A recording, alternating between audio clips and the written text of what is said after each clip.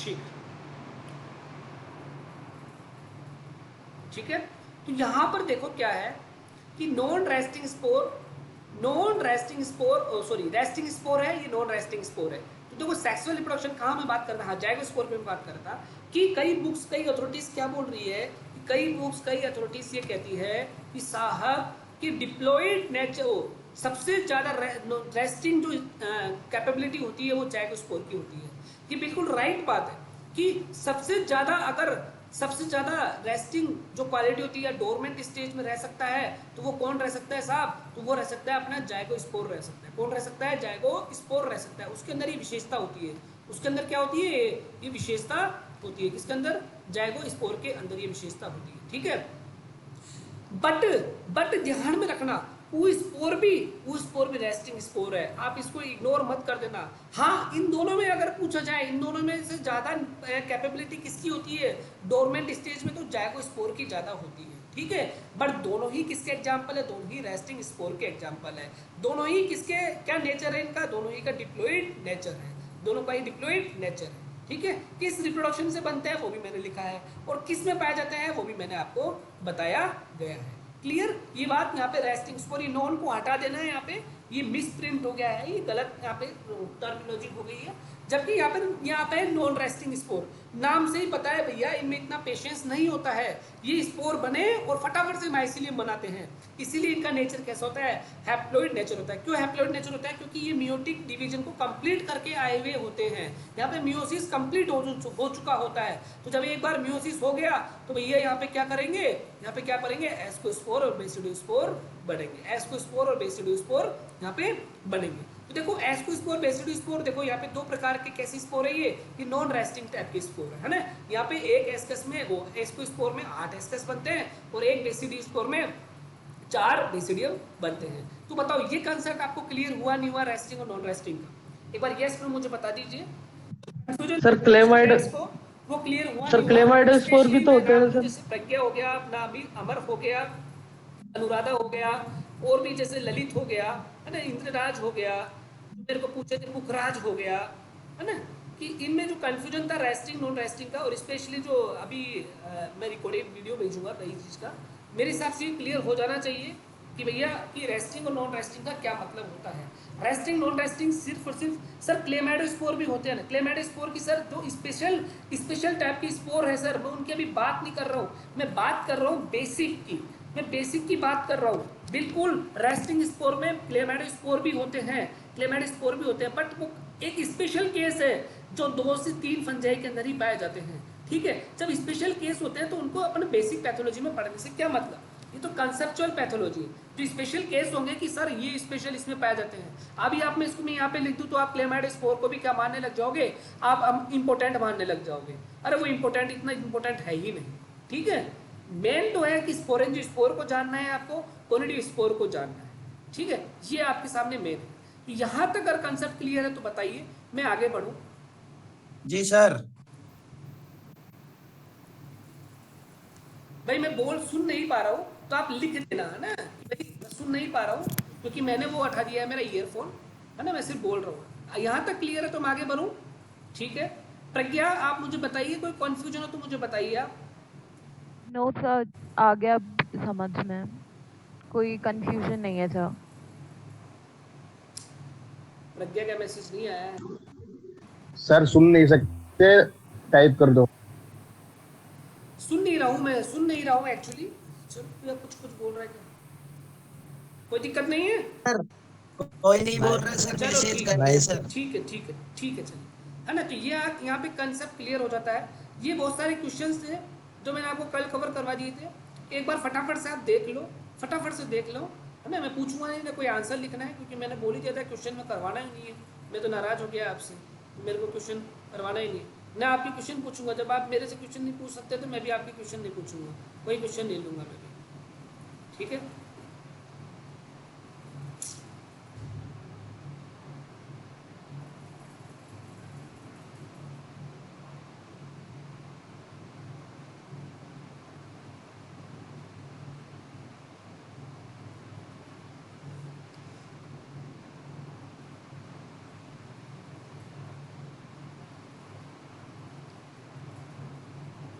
ठीक है, ये क्वेश्चन थे। उसके बाद मैंने क्लासिफिकेशन स्टार्ट किया था। देखो मैं अभी भी कह रहा हूँ, मैं आपसे रिक्वेस्ट कर रहा हूँ, देखो मेरी बात समझने की आप क्यों कोशिश नहीं करते यार। अगर आप इसको स्टैंडर्ड बुक से, ऐसी दुबे से, या फिर कोई आपको टीचर पढ़ाया है, वो टीचर कहीं ना कहीं पढ़ाया होगा, तो वो कहीं ना कहीं बुक को रिफ़र किया होगा या किसी टीचर को रिफ़र किया होगा, है ना। तो उसका क्लासिफिकेशन मेरा क्लासिफिकेशन मैच ही नहीं हो सकता। अरे ये क्लासिफिकेशन मैंने डिजाइन किया है, मेरे अपने क्या बोलते हैं उसको, अपनी क्रिएटिविटी को यूज करके। अब ऐसा इसका मतलब ये नहीं है कि मैं कुछ भी कर सकता हूँ, है ना, कि मैं कुछ भी करूँ, है ना, और कुछ भी बना सकता हूँ। नहीं, मैं गलत इंफॉर्मेशन शेयर नहीं कर सकता, है ना, गलत चीज़ भी नहीं डाल सकता। इस क्लासिफिकेशन का ऑब्जेक्टिव ये है, और मैं भी बोल रहा हूँ, ये बहुत पुराना क्लासिफिकेशन उठाया मैंने, बहुत पुराना क्लासिफिकेशन उठाया। बट इस क्लासिफिकेशन की व्यवस्था, इसकी क्या बोलते हैं विशेषता ये है कि इस क्लासिफिकेशन के आधार पर आपके कंसेप्ट, आपके जो माइकोलॉजी के कंसेप्ट बहुत क्लियर हो जाएंगे, बहुत सिंप्लीफाई हो जाएंगे। ये मेरी गारंटी है आपसे। और कभी भी आपको ये मिक्सोमाइकोटा, मैस्टिगोमाइकोटिना, है ना, इसके क्वेश्चन नहीं होते हैं। इसके क्वेश्चन कभी भी आपने नहीं सुने होंगे, नहीं आते हैं, है ना, स्टैंडर्ड में नहीं आते। वो सिंपल आपकी क्लास में से एग्जाम्पल पूछता है ना। इसके अलावा आपकी क्लास में, क्लास जैसे ओमाइसिटीज क्लास का एग्जांपल पूछेगा या उसकी विशेषता पूछेगा, जाइगोमाइसिटीज की पूछेगा। अरे तो उसको ये, जब कोई इंसान बुक लिख सकता है तो मैं क्या क्लासिफिकेशन नहीं लिख सकता क्या यार। जब कोई इंसान, है ना, कुछ कर सकता है तो मैं भी तो एक पैथोलॉजिस्ट हूँ, मेरे पास भी तो डिग्री है यार। मैं डिग्री के बेस पे तो लिख रहा हूँ, कोई ऐसे हवा में थोड़े लिख रहा हूँ कि बाहर से कोई कारपेंटर आके क्लासिफिकेशन बना गया, है ना। तो देखो समझो, अपनी सब्जेक्ट का वैसे ही अपने इंडिया के अंदर अपनी क्रिएटिविटी यूज नहीं करते हैं, कट कॉपी पेस्ट किए जा रहे हैं, कट कॉपी पेस्ट चले जा रहा है सिस्टम। यहाँ पर मैंने थोड़ा सा क्रिएटिविटी यूज कर ली, उसमें तो बवाल मच गया। ठीक है, तो मैं रिक्वेस्ट कर रहा हूँ, सबसे रिक्वेस्ट कर रहा हूँ कि प्लीज इस क्लासिफिकेशन से रिलेटेड मेरे से कोई क्वेश्चन नहीं पूछेगा कि सर उस बुक में तो ऐसा दे रखा था, उस टीचर ने तो हमको ऐसा पढ़ाया था, उसने तो हमको ऐसा पढ़ाया था, उसने तो हमको इसमें डाला था, उसको तो इसमें डाला था। आपकी इच्छा है तो इसको फॉलो करो, आपकी इच्छा नहीं है तो आपको जहां से भी मिल रहा है उसको फॉलो करो। मेरा ऑब्जेक्टिव है कि इस क्लासिफिकेशन से आपके कंसेप्ट 101% क्लियर होंगे। कुछ त्रुटि रह जाती है तो मैं ऐसा नहीं कह रहा मैं भी परफेक्ट हूँ, बिल्कुल एक्सेप्टेबल है। कुछ भी करेक्शन होता है, कुछ भी त्रुटि है तो इसमें अपडेट करूंगा, है ना, उसमें अपडेट करूंगा। ये क्लासिफिकेशन सिर्फ आपके कंसेप्ट क्लियर करने के हैं। और मैं बिलीव कराता हूँ, अगर आपने इसको एक दो बार अपने मन से लिख लिया, इस तरीके की चीज को मन से लिख लिया आपने, तो आपके जितने भी एग्जाम्पल्स है फंगस के, वो सारे एग्जाम्पल्स क्लियर हो जाएंगे यार। कोई दिक्कत नहीं है, इससे बाहर नहीं पूछा जाता है ना, कोई ऐसी नहीं है। देखो ठीक है, तो इस वजह से प्लीज़ मैं रिक्वेस्ट करता हूँ कि इस रिलेटेड मेरे को कोई आप सवाल नहीं करें कि सर इस क्लासिफिकेशन में तो आपने वो बता दिया, हमारे तो वो बता दिया, हमारे तो वो बता दिया। दिक्कत होती है जब मैं आपको क्लियर कल ही कर दिया था कि दिस इज माई खुद की क्रिएटिविटी है मेरी, है ना। ठीक है, तो देखो फंगस को मैंने सिंपल सा बात है कि उसको दो क्लास में बांटा है। फंगस को मैंने दो में डिवाइड किया है। मैं आपको रियलिटी घटना पे लेके जाता हूँ। देखो फंगस को पहले प्लांट ही मानते थे, मैं आपको ले जाता हूँ कहाँ पर, जब यहाँ पे कैरोलस लीनियस की बात कर रहा हूँ मैं। कैरोलस लीनियस आपको ध्यान में रखा होगा, मैं हमेशा ढोक देता हूँ कैरोलस लीनियस के। जब भी मैं पहली क्लास पढ़ाता हूँ, जब भी मैं मेरी लाइफ की मतलब हर एक नए साल के अंदर या बैच में पहली क्लास पढ़ाता हूँ, तो उस क्लास में मैं कैरोलस लीनियस का नाम जरूर लेता हूँ, क्योंकि साइंस का मैं एक स्टूडेंट हूँ और साइंस में पढ़ा रहा हूँ। तो कैरोलस लीनियस नहीं होते तो साइंस होती नहीं होती है, जरूर होती, बट उनका बहुत योगदान है कैरोलस लीनियस का, क्योंकि टैक्सोनॉमी के फादर उनको बताया गया है। अरे एक सिस्टमेटिक अरेंजमेंट करना, उसमें कितना दिमाग लगता होगा आप खुद सोच के देखिए, है ना, खुद सोच के देखिए। क्योंकि मेरे को पता है कि जब मैं एक हिस्ट्री बना रही है, एक हिस्ट्री मैंने आपको सजाओ, मतलब एक जो कहानी मैंने पैथोलॉजी की बनाई है, तो क्या उसमें कितना दिमाग लगा होगा। आप खुद सोच के देखना कि कितना मैंने आगे की सोचा होगा कि क्या मैं लिंक बिठा सकता हूँ, क्या कन्फ्यूजन क्रिएट नहीं हो, क्या गलत एरर क्रिएट नहीं हो, कितना दिमाग लगता होगा, है ना। इसलिए मैं कैरोलस लीनियस को वो करता हूँ, ठीक है, फॉलो करता हूँ। तो यहाँ पर कैरोलस लीनियस ने स्टार्टिंग में एनिमल और प्लांट में डिवाइड करके चले गए थे। एनिमल में पूरे जीवन थे, जितने भी जीवन ऑर्गेनिक्स थे उसको दो में डिवाइड किया कि भैया एनिमल है और प्लांट है, और फिर वो गुजर गए थे, ठीक है, गुजर गए थे मतलब अपने स्वर्गवास में चले गए थे, ठीक है। फिर आने वाले साइंटिस्ट थे, उनके पास दो ही ऑप्शन थे, एनिमल प्लांट, बस यही चल रहा था। बट क्या हुआ, फिर नए नए जैसे जैसे रिसर्च आगे बढ़ती है, जैसे जैसे टेक्नोलॉजी आगे बढ़ती है, तो क्या होता है कि कुछ ना कुछ कॉन्ट्राडिक्टरी सिचुएशंस आती रहती है। तो एनिमल के अंदर भी ऐसी कॉन्ट्राडिक्टरी सिचुएशंस आने लगे, ठीक है, प्लांट के अंदर भी ऐसी कॉन्ट्राडिक्टरी सिचुएशन आ गई। तो सबसे पहले प्लांट में से दो चीजों को नए बाहर निकाला, एक बाहर निकाला मोनेरा को बाहर निकाला, एक बाहर निकाला इसको, जिसमें इसको अपने ये फंगस माइकोटा को बाहर निकाला, ठीक है, कि भाई फंगस को पहले एल्गी के जैसा ही मानते थे। मैं भी बोल रहा हूँ कि प्लांट की शुरुआत एल्गी से हुई है ना, पर एल्गी के जैसा ही मानते थे। क्यों मानते थे? क्योंकि उन्होंने मान रखा था कि कुछ प्लांट ऐसे होते हैं जिनके अंदर रूट, स्टेम, लीफ आप डिफ्रेंशिएट नहीं कर सकते, है ना, मतलब होते ही नहीं है, मतलब एक जैसे ही होते हैं, जिनको थैलस बोलते हैं अपन। तो फंगस भी वैसे ही थे, रूट, स्टेम, लीफ में डिफ्रेंशिएट नहीं कर सकते थे। बट एल्गी और फंगस में सिर्फ एक डिफरेंस है, सिर्फ एक डिफरेंस है। जब भी आप देखोगे लोअर फंजाई होते हैं, लोअर फंजाई की सेल वॉल, जो एल्गी की सेल वॉल भी सेलुलोज की बनी होती है, इसलिए लोअर फंजाई की सेल वॉल भी किसकी बनी होती है, किसकी बनी होती है, सेलुलोज की ही बनी होती है। इसका मोस्ट एग्जांपल है ओमाइसिटी, आपकी क्लास का एग्जांपल, ठीक है, ये सबसे लोअर क्लास का है आपका सबसे, ठीक है। तो ये भी चीज आप ध्यान में रखना। तो फंगस को वहां से एल्गी से अलग किया, किसके बेस पर? अरे भैया कि एल्गी तो फोटोसिंथेसिस कर सकता है और फंगस फोटोसिंथेसिस नहीं कर सकते हैं।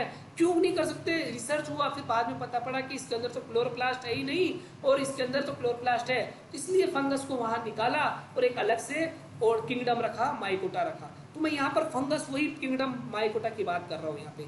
तो देखो ऐसे फंगस जिसमें क्लोरोप्लास्ट नहीं होता है, यहाँ पे मैंने बोला कि ऐसे फंगस मतलब जितने भी नीचे पड़ेंगे उनमें एक ही विशेषता होगी, इनमें क्लोरोप्लास्ट नहीं होता है, एक क्लोरोफिलस होते हैं। अब इनको दो में डिवाइड किया, पहले मैंने उन फंगस में से ऐसे फंगस को निकाला जिसमें थैलस कैसा था, प्लाज्मोडियल स्ट्रक्चर का था। थैलस कैसा था कि भैया जिनमें सेल वॉल एब्सेंट थी। कुल मिलाकर बात की, ऐसे फंगस जिसमें सेल वॉल मुझे एब्सेंट लगी, मैंने उसको बाहर निकाला, ठीक है, और उसको डिवीजन में रख दिया, मिक्सोमाइकोटा, ठीक है, मिक्सोमाइकोटा डिवीजन में रख दिया। और उसका बहुत सारे एग्जाम्पल है, मैंने छटनी करी कि भाड़ में गए बहुत सारे एग्जाम्पल। मेरे को तो एक ही एग्जाम्पल ध्यान में रखना है, क्योंकि 10 एग्जाम्पल में लिखूं और 10 के 10 में याद नहीं रख पाऊं, इससे बढ़िया एक ही एग्जाम्पल लिखो ना जो हमेशा याद रह पाए। और वही क्वेश्चन में पूछा जाता है, जो मैन है क्लब रूट ऑफ कैबेज, है ना, इसका कोजल ऑर्गेनिज्म आपने पढ़ा होगा प्लाज्मोडियोफोरा ब्रेसिके। तो ये एग्जाम्पल किस में आता है? इसमें आता है कि इसका थैलस कैसा होता है, प्लाज्मोडियल होता है। और एकमात्र फंगस ऐसा है जिसका में सेल वॉल एब्सेंट होती है। कौन से में एब्सेंट होती है? क्लब रूट ऑफ कैबेज के अंदर। तो आपका बहुत कंसेप्चुअल क्वेश्चन बनता है यहाँ पे, क्या आपने सोचा भी नहीं होगा कि सर कि फंगस में भी सेल वॉल एब्सेंट होती है क्या? क्या कोई ऐसा फंगस है? आप किसी से क्वेश्चन कर सकते हो क्योंकि आप पैथोलॉजी पढ़े हो, तो आप मजे के लिए या उससे टेस्ट लेने के लिए उससे पूछना कि क्या कोई ऐसा फंगस जानते हो क्या कि जिसमें सेल वॉल एब्सेंट होती है, तो बोलेगा फंगस में सेल वॉल तो एब्सेंट होती ही नहीं है ना। बट आपको पता है क्योंकि आप एडवांस पैथोलॉजी पढ़ रहे हो, है ना। तो एक फंगस ऐसा है, एक नहीं है, ऐसे बहुत सारे, बट एक इंपॉर्टेंट अपने को ध्यान में रखना है कि club root of cabbage, plasmodiophora brassicae, finger and toe disease इसको कहते हैं, है ना। और इसका जो सिम्टम्स होता है वो हाइपोप्लेसिया होता है। हाइपोप्लेसिया मैंने बताया था, दो प्रकार के सिम्टम्स पाए जाते हैं फंगल डिजीज में, एक होता है हाइपरट्रोफी, एक होता है हाइपोप्लेसिया। हाइपोप्लेसिया का मतलब होता है increase number of sales, sale की क्या होती है, संख्या बहुत बढ़ जाती है, ठीक है, जैसे कैंसर होता है ना, उस तरीके से कैंसर वाला सिम्टम्स होता है। दूसरा गलगंड, आपने सुना गोइटर बीमारी आपने देखी होगी, गोइटर। तो गोइटर क्या बोलता है, गोइटर के अंदर सेल तो एक ही रहती है पर वो सेल की शेप बढ़ जाती है, ठीक है, जिसको अपन हाइपरट्रोफी कहते हैं, ठीक है। मैंने कैसे ट्रिक से याद कर रखा है कि मैंने जब पहली बार पढ़ा था जब भी ट्रिक मिला ली थी कि जब भी किसी को ट्रॉफी दी जाती है तो ट्रॉफी एक ही होती है, तो मतलब सेल एक ही है, ट्रॉफी मतलब सेल एक ही है पर उसका साइज बढ़ गया, ठीक है। बाकी दूसरा क्या होगा, नंबर ऑफ सेल्स बढ़ जाएगी, है ना। तो कभी भी ऐसे कंफ्यूजन वाले को आपको ट्रिक में कहीं ना कहीं बना ले जाना चाहिए। तो ये मेरा पहला वाला खत्म हो गया साहब कि भाई मिक्सोमाइकोटा खत्म। अब मेरा दूसरा क्या था कि जिसके अंदर प्योर माइसीलियम है, थैलस कैसा है, प्योर माइसीलियम। अब देखो यहाँ पर एक कंफ्यूजन ऐसा है, कई क्वेश्चंस मेरे पास ऐसे हैं कि सर फंगस, प्योर फंगस किसको बोले, प्योर फंगस किसको बोले सर, प्योर फंगस क्या बेसिडोमाइसिटीज को बोले? अरे नहीं साहब, टर्मिनोलॉजी आप समझो। ये जितने भी नीचे आएंगे सारे, वो सारे फंगस के एग्जाम्पल्स है। ये जितने भी सब आ रहे हैं सारे फंगस के एग्जाम्पल्स है, सारे फंगस के एग्जाम्पल है।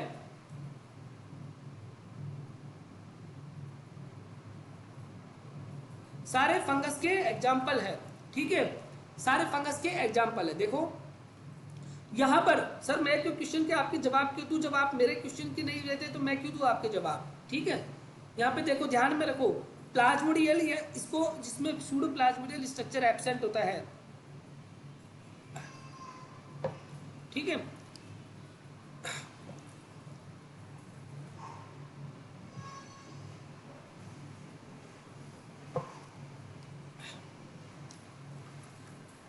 यहां पर एक बहुत है कि एक अपन ने कंप्लीट कर दिया है, दूसरा है यहाँ पे कि प्लाज्मोडियल या सूडो प्लाज्मोडियल एब्सेंट होता है। थैलस यहाँ पे कैसा होता है, यहाँ पे थैलस माइसीलियम थैलस कहलाता है, जिसमें सेल वॉल प्रेजेंट होती है। यहाँ पे सेल वॉल एब्सेंट थी, यहाँ पे थैलस प्लाज्मोडियल स्ट्रक्चर का था। यहाँ पे थैलस अपन ने बोला कि फंगस की बॉडी कैसी कहलाती है, माइसीलियम कहलाती है। तो अब जितने भी फंगस पड़ेंगे वो सारे के सारे फंगस कैसे होंगे, माइसीलियम होगा। उनमें क्या होगा, माइसीलियम होगा। क्या होगा साहब, माइसीलियम होगा। माइसीलियम क्या होता है मैंने आपको स्ट्रक्चर में बता दिया है कि हाइफा का नेटवर्क, बहुत सारे हाइफा होते हैं। अरे हाइफा क्या होता है, एक कोशिका होती है, फंगल की कोशिका कोई हाइफा कहते हैं, ठीक है। अब बहुत सारी कोशिका क्योंकि मल्टी सेलुलर है और बहुत सारे हाइफा मिलकर क्या बना दिया, माइसीलियम बना दिया। क्यों माइसीलियम, कोई फंगस को माइसीलियम भी कहते हैं, इस वजह से इनको बोलते हैं फंगस, या अपन बोलते हैं ट्रू फंगाई, और जबकि इसको बोलते हैं अपन फॉल्स फंगाई, ठीक है। ट्रू फंगाई की बात कर रहा हूं मैं, फंगस मतलब ट्रू फंगस, क्योंकि फंगस की कैरेक्टरिस्टिक्स क्या है कि भाई सेल वॉल तो होनी चाहिए, है ना। तो ट्रू फंगाई माइसीलियम भी होना चाहिए। ट्रू फंगाई यूमाइकोटा के अंदर आते हैं, जबकि फॉल्स फंगाई जिसको अपन बोलते हैं कि भैया प्रिमिटिव टाइप के, या फिर मैं लोअर फंगाई नहीं टर्म यूज कर रहा हूं, ध्यान में रखना, लोअर फंगाई ट्रू फंगाई के पार्ट होते हैं, है ना। आपको ये को कंफ्यूजन होगा सर कि हमने जब वो पाउडर मिल्ड्यू पढ़ा था तो उसमें आपने लिख रखा था कि ट्रू मिल्ड्यू। अरे सर वो ट्रू मिल्ड्यू अलग चीज है ना, फॉल्स मिल्ड्यू अलग चीज है। समझ पा रहे हो मेरी बात, उसको आप कोरिलेट मत करो, मैं जैसे जैसे आगे बढ़ रहा हूँ वैसे वैसे आप समझते जाओ। यहाँ पर ये था कि फॉल्स फंगाई, ठीक है, क्यों, क्योंकि यहाँ पे सेल वॉल एब्सेंट है, प्लाज्मोडियल, इसको बोलते हैं फॉल्स फंगाई। यहाँ पर यूमाइकोटा को क्या बोलते हैं अपन, ट्रू फंगाई, ठीक है। अब ट्रू फंगाई में देखो दो प्रकार से मैंने बताया था आपको कि ऐसे फंगाई जिसके अंदर सेप्टा एब्सेंट होते हैं, ठीक है। सेप्टा एब्सेंट होते हैं तो देखो यहाँ पे सेप्टा नहीं है, और ऐसे फंगाई जिसमें सेप्टा प्रेजेंट होते हैं, जिसमें सेप्टा प्रेजेंट नहीं है। अब यहाँ पर वापस एक कैटेगरी बन गई कि यहाँ पर देखो हायर फंगस और लोअर फंगस, हायर फंगस और लोअर फंगस। तो सर हायर फंगस किसको बोलेंगे, जिसमें सेप्टा प्रेजेंट होते हैं उनको हायर फंगस, मतलब हायर फंगस। मैं अभी भी एडवांस फंगस अभी तक नाम यूज नहीं लिया हूं, देखो टर्मिनोलॉजी समझते जाना, मैंने एडवांस फंगस में यूज नहीं लिया हूं, मैंने सिर्फ बोला है लोअर फंगस और हायर फंगस। हायर फंगस वो फंगस होते हैं जिसमें सेप्टा प्रेजेंट होते हैं, ठीक है। अब सेप्टा कोई से भी हो सकते हैं, प्राइमरी टाइप की सेप्टा या फिर सॉरी सिंपल टाइप की सेप्टा या डोलीपोर सेप्टा, कैसे भी सेप्टा हो सकते हैं, बट सेप्टा जरूर होंगे उनकी कोशिका के अंदर। यहां पर कोशिका के अंदर या पूरी की पूरी बॉडी माइसीलियम के अंदर किसी भी प्रकार का सेप्टा नहीं होता है, इसलिए इन फंगाई को क्या कहते हैं अपन, लोअर फंगाई कहते हैं। क्या कहते हैं साहब, लोअर मतलब कि मैंने बोला कि लोअर इसकी तुलना में कमजोर, लोअर फंगाई, ठीक है, या इनिशिएटिव फंगाई, सिंपल, क्योंकि इसमें सेप्टा एब्सेंट होता है इसलिए एसेप्टेट है, ठीक है। अब एक नया टर्म है, ये नया टर्मिनोलॉजी थी, ये कहां से वर्ड लिया गया, उसका मतलब ये होता है सिनोसिटिक हाइफा। सिनोसिटिक हाइफा का मतलब ऐसे हाइफा जिसके अंदर सेप्टा एब्सेंट हो और बहुत सारे न्यूक्लियस हो जाते हैं, है ना, सारे सारे कोशिका के न्यूक्लियस मिक्स हो जाते हैं, तो यहाँ पे कैसी कंडीशन बन जाती है, मल्टी न्यूक्लिएटेड सेल हो जाती है। कैसी हो जाती है साहब, मल्टी न्यूक्लिएटेड सेल हो जाती है। इसलिए इनको क्या कहते हैं, इसलिए ही इनको क्या कहते हैं, इसलिए इनको कहते हैं साहब एसेप्टेट या सिनोसिटिक हाइफा। तो एक शब्द आपको ध्यान में रखना है कि सिनोसिटिक हाइफा का टर्म उन फंगस के लिए ही यूज किया जाता है जिसमें सिर्फ और सिर्फ सेप्टा एब्सेंट होते हैं, जिसमें सिर्फ और सिर्फ सेप्टा एब्सेंट होते हैं। यहाँ पे ये बात भी क्लियर हो गई साहब, ठीक है। अब इसका आगे क्लासिफिकेशन पढ़ रहे हैं जिसमें सेप्टा एब्सेंट है, और बाद में पढ़ेंगे सेप्टा प्रेजेंट है उनका क्लासिफिकेशन। इसका मतलब लोअर फंगस का अपन क्लासिफिकेशन पढ़ रहे हैं, ठीक है, अब देखो सेप्टा एब्सेंट के अंदर देखो क्या है, देखो सिनोसिटिक हाइफा सेप्टा एब्सेंट, उसमें दो क्लासिफिकेशन दे रखा है, ठीक है, दो में कि भाई अगर सेप्टा एब्सेंट है मान लिया कोशिका के अंदर, पर अगर उसके अंदर मोटाइल स्ट्रक्चर मतलब जूस स्पोर प्रेजेंट है तो अपन उसको मैस्टिकोमाइकोटिना बोलेंगे, और अगर मोटाइल स्ट्रक्चर एब्सेंट है उसको, जिसको अपन एप्लेनोस्पोर बोलते हैं, तो उसको जाइगोमाइकोटिना सब क्लास में डिवाइड कर दिया है, वो सिंपल सी बात है। अब देखो एक कंफ्यूजन आपको और क्लियर होगा, काइटिडियोमाइसिटीज को, काइटिडियोमाइसिटीज को, है ना, अपन यहाँ पे क्या पढ़ रहे हैं सिनोसिटिक, यहाँ पे एक कंफ्यूजन आपको और क्रिएट होगा, मैं आपको पहले ही क्लियर कर देता हूँ कि सिनोसिटिक हाइफा अपन क्या बोल रहे हैं कि सर सिनोसिटिक हाइफा का मतलब तो सिंपल ये होता है कि ऐसे फंगस जिसमें सेप्टा एब्सेंट होते हैं और मल्टीन्यूक्लिएटेड होते हैं। सिनोसिटिक हाइफा कभी भी ये नहीं कहता कि लोअर फंगाई है या हायर फंगाई है, वो ये नहीं कहता है, ठीक है। सिनोसिटिक हाइफा का मतलब ऐसा होता है कि ऐसे फंगस जिसमें एसेप्टेड फंगस है या सेप्टा एब्सेंट है और मल्टीन्यूक्लिएटेड होते हैं, है ना। अपन ने इसमें दो को डिवाइड कर दिया कि मोटाइल स्ट्रक्चर प्रेजेंट और मोटाइल स्ट्रक्चर एब्सेंट। अब यहाँ पे ध्यान रखना है एससी दुबे में काइटिडियोमाइसिटीज की क्लास को, काइटिडियोमाइसिटीज क्लास को इसने लोअर फंगाई नहीं माना है, लोअर फंगाई नहीं माना है। तो अपन भी बस ये ध्यान में रखना, अपन पढ़ जरूर यहाँ पे रहे हैं, यहाँ पे क्यों पढ़ रहे हैं, क्योंकि यहाँ पे जूस स्पोर होता है, यहाँ पे जूस स्पोर होता है, क्योंकि जूस स्पोर की क्लासिफिकेशन में यहाँ पे फिक्स हो रहा है ये, है ना, इसलिए मैंने यहाँ पे काइटिडियोमाइसिटीज को यहीं पर लिख दिया है, ठीक है। बट अपने लिए लोअर फंगाई सिर्फ और सिर्फ ओमाइसिटीज ही है, सिर्फ और सिर्फ कौन सा है, ओमाइसिटीज। सबसे ज्यादा लोअर फंगाई अगर आपसे पूछे कौन है तो ओमाइसिटीज फंगस लोअर फंगाई ही है। उसके बाद आता है जाइगोमाइसिटीज, उसके बाद एडवांस जाइगोमाइसिटीज हुआ, उसके बाद एस्कोमाइसिटीज आया, उसके बाद जाइगोमाइसिटीज, ठीक है। और ऐसी दुबे ने तो काइटिडियोमाइसिटीज को सबसे एडवांस बोल रखा है, ठीक है। बट मैंने आपको बोला कि ऐसी दुबे को फॉलो मत करना, जो मैं आपको बताते जा रहा हूं उसके अकॉर्डिंग चलते जाओ, तो बहुत सिंपल है। देखो क्योंकि वहां पे आप जाओगे तो फिर कोरिलेट करोगे, सर जूस स्पोर कैसे आ गया सर इसमें एडवांस है, तो है ना 10 चीजें आप लफड़े कर दोगे।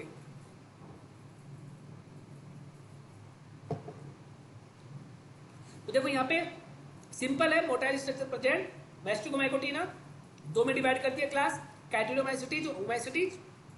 और काइटिडियोमाइसिटीज में भी कैसे डिवाइड किया कि इसके जूस स्पोर में सिंगल फ्लैजिला होते हैं, इसलिए इनको यूनिफ्लैजिलेटेड फंगस कहते हैं। और ओमाइसिटीज क्लास के जूस स्पोर होते हैं, उसमें दो फ्लैजिला होती है, एक विप्लेस टाइप की होती है, एक टिन सेल टाइप की होती है, यहाँ पे ओनली टिन सेल टाइप की फ्लैजिला होती है, ठीक है। तो इसलिए बाइफ्लैजिलेटेड फंगस कहते हैं, है ना। यहाँ पे ध्यान रखना इसकी सेल वॉल सेलुलोज की बनी होती है, किसकी, ओमाइसिटीज की, जबकि काइटिडियोमाइसिटीज की सेल वॉल काइटिन की बनी होती है ना, मैं मेंशन कर दूंगा, ठीक है, ये ध्यान में रखना। अब इसके 4 एग्जांपल मैंने दे रखे हैं, किसके, काइटिडियोमाइसिटीज की। सिनसाइट्रियम एंडोबायोटिकम वेरी वेरी इंपॉर्टेंट है, आप सबको पता है कौन सी डिजीज होती है, मेरे को बताने की जरूरत नहीं है ना। दूसरा ब्लैक वाटो पोटैटो, वाटो पोटैटो दे रखी है, आप सब जानते हो, ठीक है।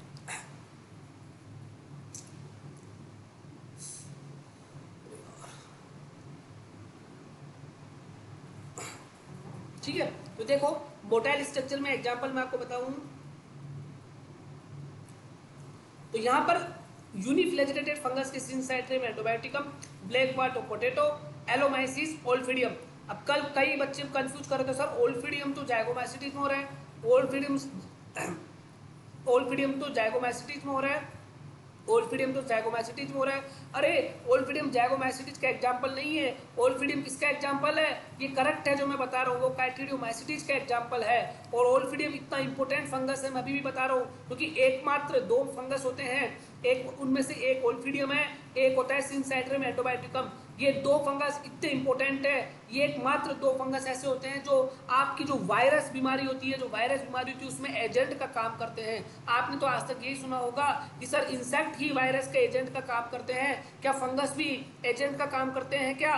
जी हाँ, क्यों करते हैं अब आपको पता पड़ गया होगा, क्योंकि इनके अंदर जूस स्पोर है, इनके अंदर जूस स्पोर है तो ये एक स्थान से दूसरे स्थान पर जा सकते हैं, है ना। तो इनके जूस स्पोर में ये चिपक जाते हैं क्या, वायरस के कण, और ओल्फिडियम और सिनसाइट्रियम दूसरी जगह पानी में तैरते हुए या कहाँ भी वायरस का ट्रांसफर कर देते हैं, ठीक है। दूसरा ओमाइसिटीज क्लास में देखो दो इसकी condition, biflagellated fungus, cell wall cellulose की, जूस स्पोर बाइफ्लैजिलेटेड होते हैं, कोई दिक्कत नहीं है। 4 एग्जांपल इसके याद रखने हैं, Pythium species, damping off disease, Irish लवाइन इसमें नहीं आता है, आप करेक्ट कर लेना, मैं इसमें दोबारा जो अभी वापस अपडेट करके दूंगा उसमें ही आपको मिटा हुआ मिलेगा, और आयरिस लवाइन इसमें लिखा हुआ मिलेगा, ठीक है।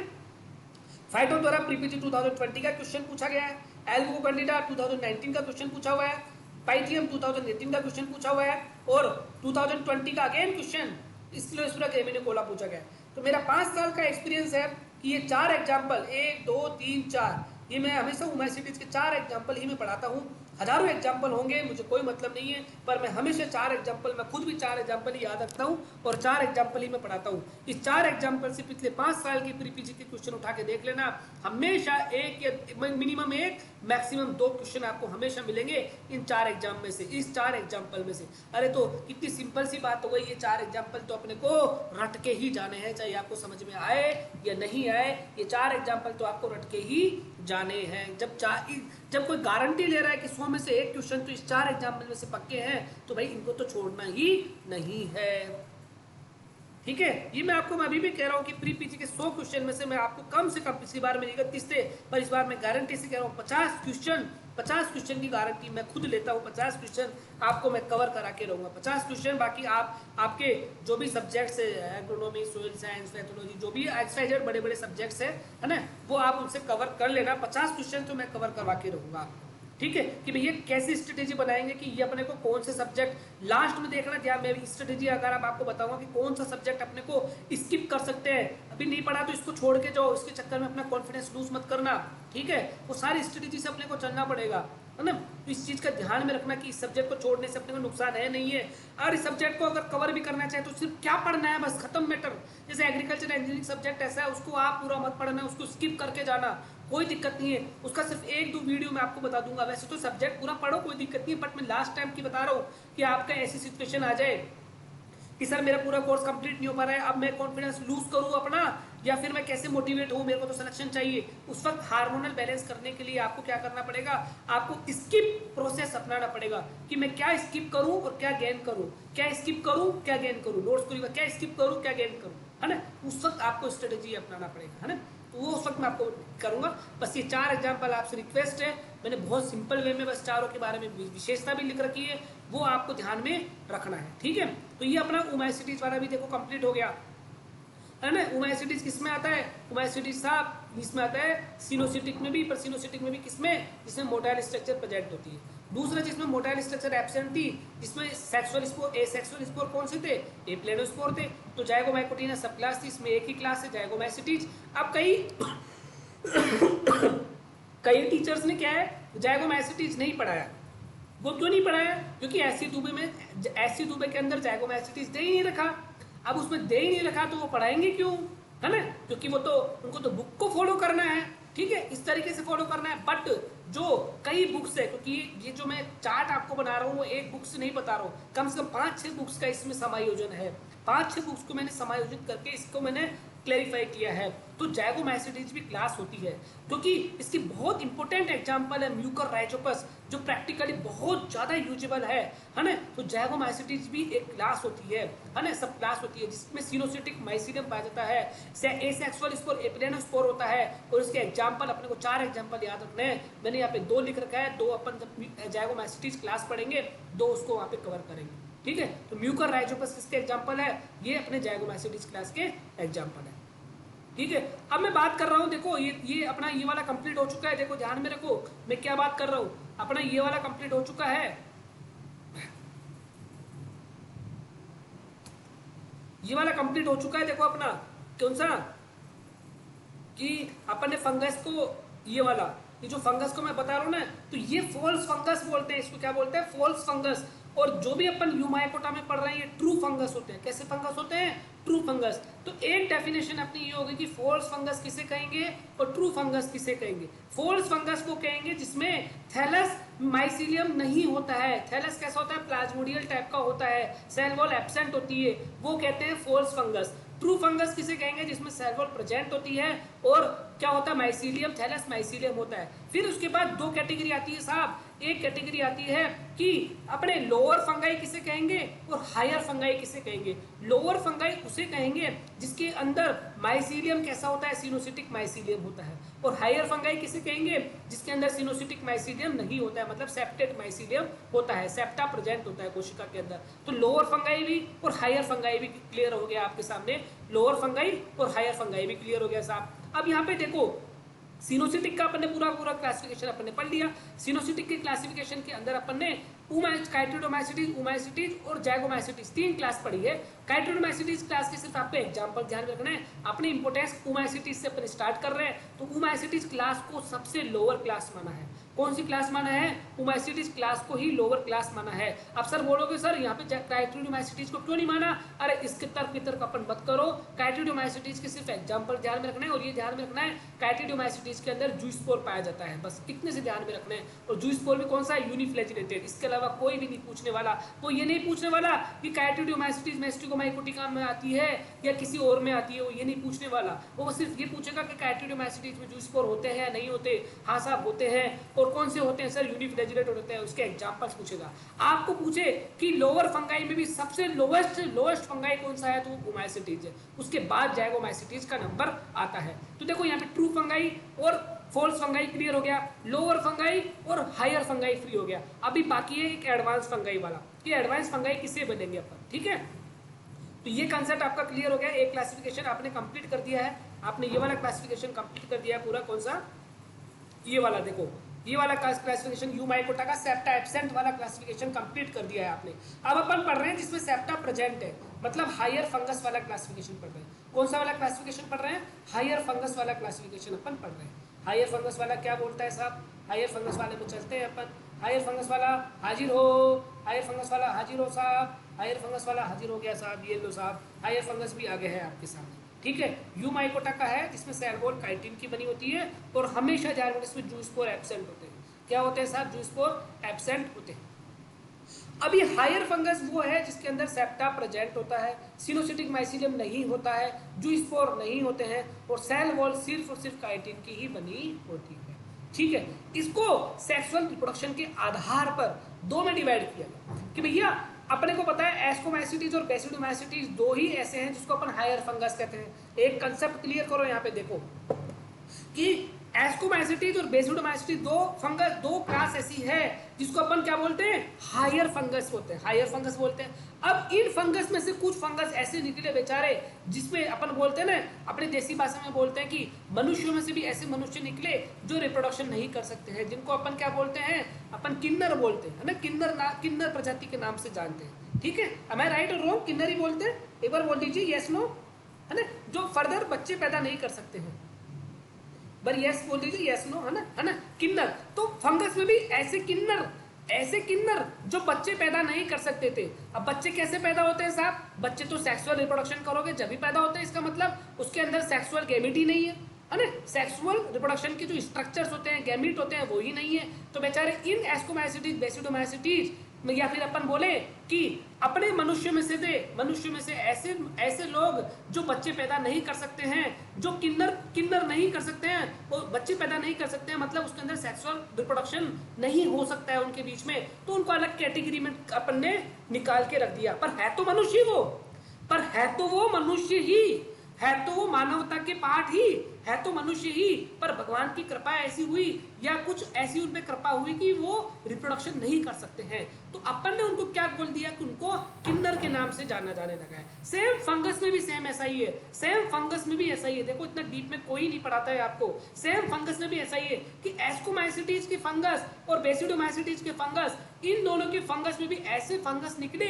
जो क्या कर सकते थे? सेक्सुअल रिप्रोडक्शन नहीं कर सकते थे, आपस में बच्चे पैदा नहीं कर सकते थे। तो वहां से उन फंगस को निकाल के एक अलग नाम दे दिया साहब। क्या नाम दे दिया? ड्यूटेरोमाइसिटीज क्लास नाम दे दी साहब, ड्यूटेरोमाइसिटीज क्लास नाम दे दी। तो यहाँ पर देखो बहुत कंसेप्ट की चीज बता रहा हूँ आपको। वो कंसेप्ट की चीज किसी भी बुक में समझ में नहीं आएगी कि, और हो सकता है कि कोई टीचर मेरे हिसाब से समझाए। मैं तो ये कोशिश करूंगा सब टीचर को समझाना चाहिए, बट आपको बहुत कंसेप्चुअल चीज मैं बता रहा हूँ, यहाँ पे ध्यान में रखना। बहुत कंसेप्चुअल चीज बता रहा हूँ, आप मुझे बता सको कि ड्यूटेरोमाइसिटीज में एसेक्सुअल रिप्रोडक्शन होता है या नहीं होता है। मुझे यस नो का आंसर दीजिए कि ड्यूटेरोमाइसिटीज के अंदर एसेक्सुअल रिप्रोडक्शन होता है या नहीं होता है।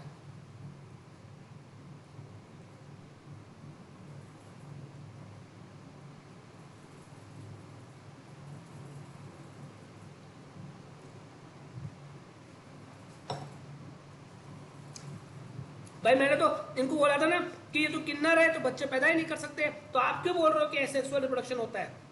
कैसे बोल रहे हो बताओ मुझे। अब एक्सप्लेनेशन दो। देवेश गौर ने बोला है नो। देवेश गौर एक्सप्लेनेशन दो, क्यों? क्यों? नीरज शर्मा भी बोल रहे नहीं, क्यों? अरे जो नो बोल रहा है उसको नो का एक्सप्लेनेशन दो, और जो यस बोल रहा है उस यस का एक्सप्लेनेशन दो। ये कंसेप्ट की चीजें साहब।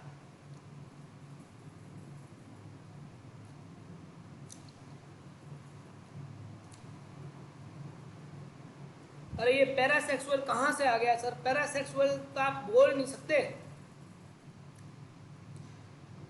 मेरी बात नहीं समझे आप, मेरा कंसेप्ट आप नहीं समझ रहे हैं। देखो मैं, कोई बात नहीं, कोई बात नहीं, कोई बात नहीं, कोई दिक्कत नहीं है। मेरा कंसेप्ट आप नहीं समझ पा रहे हैं। देखो समझो, मैं दोबारा समझाता हूँ, कोई दिक्कत नहीं है। हो सकता है मेरे में कमी रह गई हो समझाने में, है ना? कोई दिक्कत नहीं है, कोई बात नहीं है ना? कोई बात नहीं, कभी कभी होता है, मेरे में भी कभी कभी नहीं समझा पाया, अपना 100% नहीं दे पाया होगा। चलो 130% देता हूँ मैं। दूसरी तरीके से समझाता हूँ आपको कि एस्कोमाइसिटीज और बेसिडोमाइसिटीज दोनों फंगस कैसे हैं साहब? दोनों हायर फंगस है। हायर फंगस क्यों बोल रहे हैं साहब इनमें?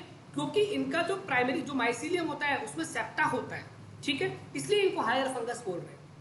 ये बात क्लियर हो गई साहब? चलो मान लिया इनका सेप्टा, इनमें जो माइसीलियम होता है उसमें सेप्टा पाया जाता है, इसलिए इनको हायर फंगस अपन ने कह दिया, ठीक है साहब। अब इन फंगस में से आपको पता है कि 2 स्टेजेस होती है। हर एक इंसान की 2 स्टेजेस होती है, वेजिटेटिव स्ट्रक्चर और रिप्रोडक्टिव स्ट्रक्चर, है ना? अपन तो एनिमल के अंदर आते हैं, है ना? तो अपने अंदर तो एक उम्र होती है कि 18 साल की अपन मानते हैं कि 18 साल के पहले अपनी शादी नहीं होती, तो अपन जो नॉर्मली बच्चा पैदा नहीं करते। अरे ऐसा नहीं है कि एक्सेप्शन कर सकते हैं, बट अपन 18 शादी के बाद ही बच्चा पैदा करते हैं, ठीक है? ये तो 18 जब अपनी शादी होती है तो इसका मतलब अपनी रिप्रोडक्टिव स्ट्रक्चर आपको अलाउ करती है, सोसाइटी आपको अलाउ करती है कि आप अपना बच्चा पैदा कर सकते हो, ठीक है? उससे पहले अपन क्या बोलेंगे, अपने अंदर मैच्योरिटी आ रही है, अपने अंदर वेजिटेटिव जो स्ट्रक्चर्स है वो अपने रिप्रोडक्टिव स्ट्रक्चर में कन्वर्ट हो रहा है, ठीक है? यही कहेंगे।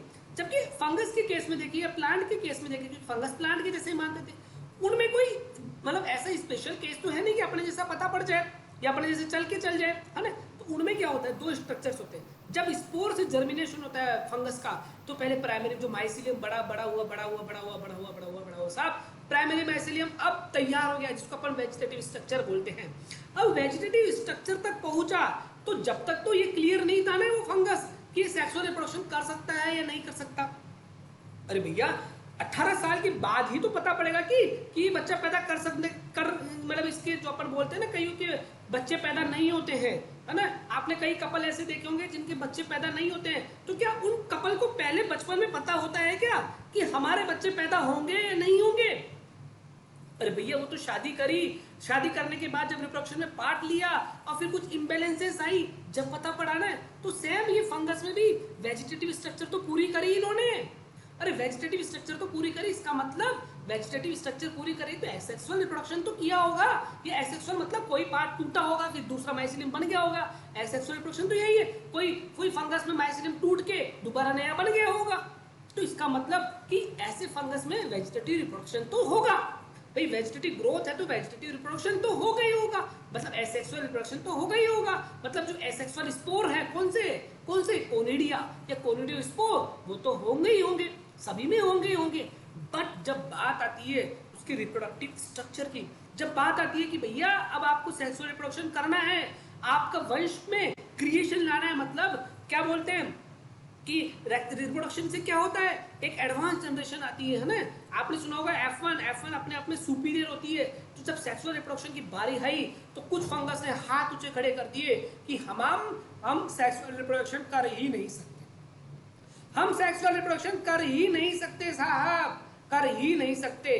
तो फिर उन फंगस को बोला कि साहब हम आपको अलग निकालते, साइंटिस्ट ने बोला कि कौन कौन से फंगस है एस्कोमाइसिटीज बेसिडोमाइसिटीज में जो सेक्सुअल रिप्रोडक्शन नहीं करते हैं, उनको बाहर निकाला, ठीक है, और उनको ड्यूटेरोमाइसिटीज क्लास के अंदर रख दिए। एक नई क्लास बनाई जिसका नाम रख दिया ड्यूटेरो का मतलब ही क्या होता है, इम्परफेक्टाई। अब यहाँ पे देखो इम्परफेक्टाई क्यों बोल रहे हैं, क्योंकि सेक्सुअल रिप्रोडक्शन नहीं कर सकते हैं, इसलिए उनको क्या बोला कि भैया आप ड्यूटेरोमाइसिटीज क्लास के अंदर जाओ। तो इस वजह से यहाँ पे ड्यूटेरोमाइसिटीज क्लास की स्थापना होती है, इसलिए इसको इम्परफेक्टाई फंगाई कहते हैं। अब ध्यान में रखना, पैरासेक्सुअल क्यों बोलते हैं? अरे साहब कि इसमें सेक्सुअल रिप्रोडक्शन तो नहीं होता, बट एक स्पेशल टाइप का, वो भी सभी फंगस में नहीं, कुछ फंगस में, ड्यूटेरोमैसिटिस की कुछ फंगस में इस तरह का देखा गया कि इसमें टाइप का अलग ही टाइप का रिप्रोडक्शन पाया जाता है, जिसकी डिस्कवरी पोंटिकार्वो एंड रोपर ने एस्परजिलस निडुलस फंगस के अंदर करी, और फिर जनरली मान लिया गया कि भैया कि सेक्सुअल के स्थान पर इसमें पैरासेक्सुअल रिप्रोडक्शन पाया जाता है। अब मुझे बताओ को क्लियर को कंफ्यूजन तो।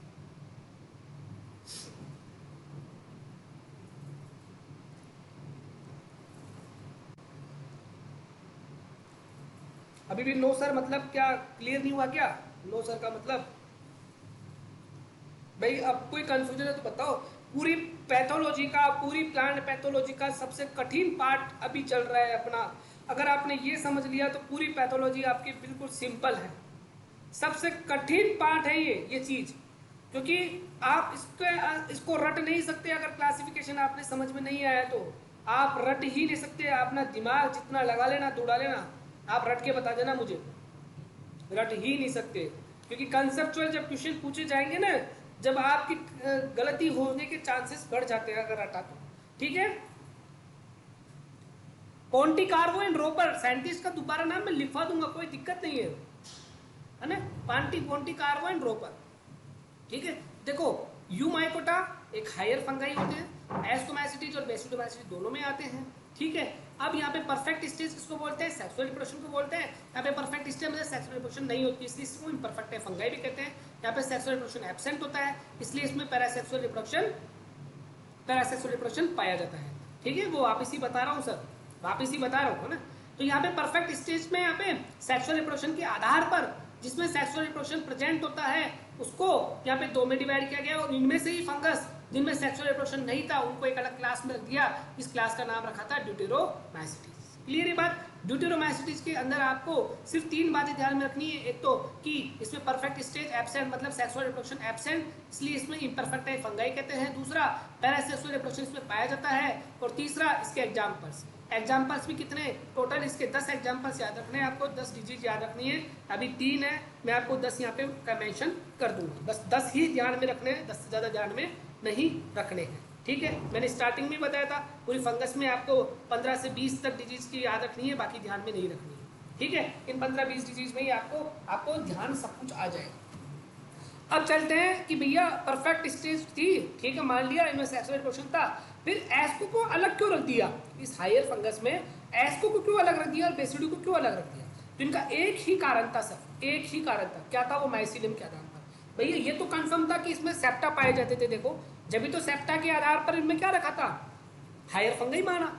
अब यहाँ पे देखो एस्कोमाइसिटीज में क्यों रखा कि भैया यहाँ पे देखा गया कि इनमें एक ही प्रकार का माइसीलियम पाया जाता है। अभी माइसीलियम मैंने बोल दिया क्या होता है आपको पता ही, फंगस की बॉडी माइसीलियम कहलाती है। और सेप्टा मतलब एक ही प्रकार का माइसीलियम, मतलब इसमें सिर्फ और सिर्फ ऐसा माइसीलियम जिसमें सिर्फ सिंपल सेप्टा पाए जाते थे, है ना, सिंपल सेप्टा पाए जाते थे। तो उस प्रकार के माइसीलियम को कहा गया है प्राइमरी माइसीलियम।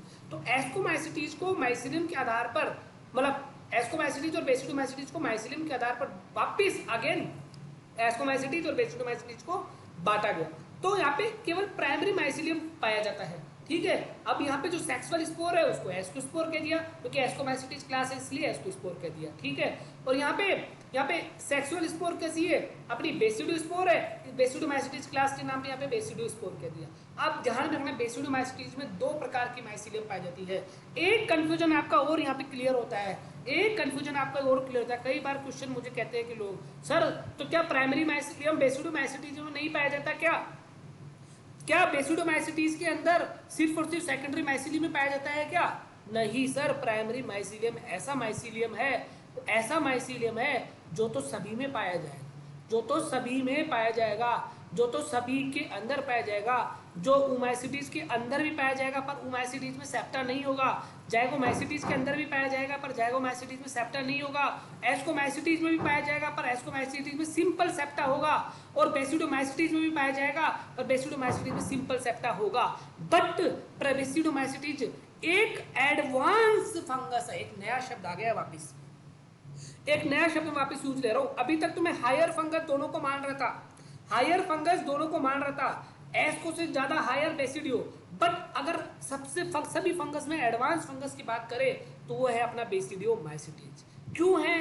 क्योंकि यहाँ पर प्राइमरी माइसिलियम के साथ साथ सेकेंडरी माइसिलियम भी पाया जाता है। अब सर ये सेकेंडरी माइसिलियम क्या होता है? अरे ये माइसिलियम होता है कि इसके अंदर क्या होता है, ये डोलिपोर सेप्टा, अरे सेप्टा ही है एक्चुअली, पर यहाँ पे सेप्टा कैसे हो जाते हैं, टाइट हो जाते हैं। टाइट मतलब यहाँ पे एक सेल से दूसरी स्थान पर आने जाने की बंद कर देते हैं। जैसे पुलिस नाकाबंदी कर देती है कि एक डिस्ट्रिक्ट से कोई डिस्ट्रिक्ट में नहीं जाएगा, उस तरीके से ये क्या कर दी है, नाकाबंदी कर दी है कोशिका ग्रीड में। और वो नाकाबंदी क्या कहलाती है, डोली बना दी। कहने का मतलब है डोली बना दी, एक कोशिका से दूसरी कोशिका के बीच में डोली बना दी।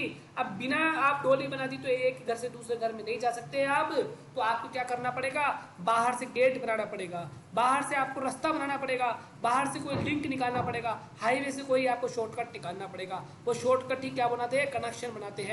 वो कनेक्शन ही क्या कहा गया, क्लैम्प कनेक्शन कहा गया। साहब क्लैम्प कनेक्शन क्यों बनाया गया? क्योंकि डोलिपोर सेप्टा के कारण एक कोशिका से दूसरी कोशिका के अंदर ट्रांसफर नहीं हो रहा था, क्योंकि न्यूक्लियस सेक्सुअल रिप्रोडक्शन होना जरूरी है, न्यूक्लियस का ट्रांसफर होना जरूरी है।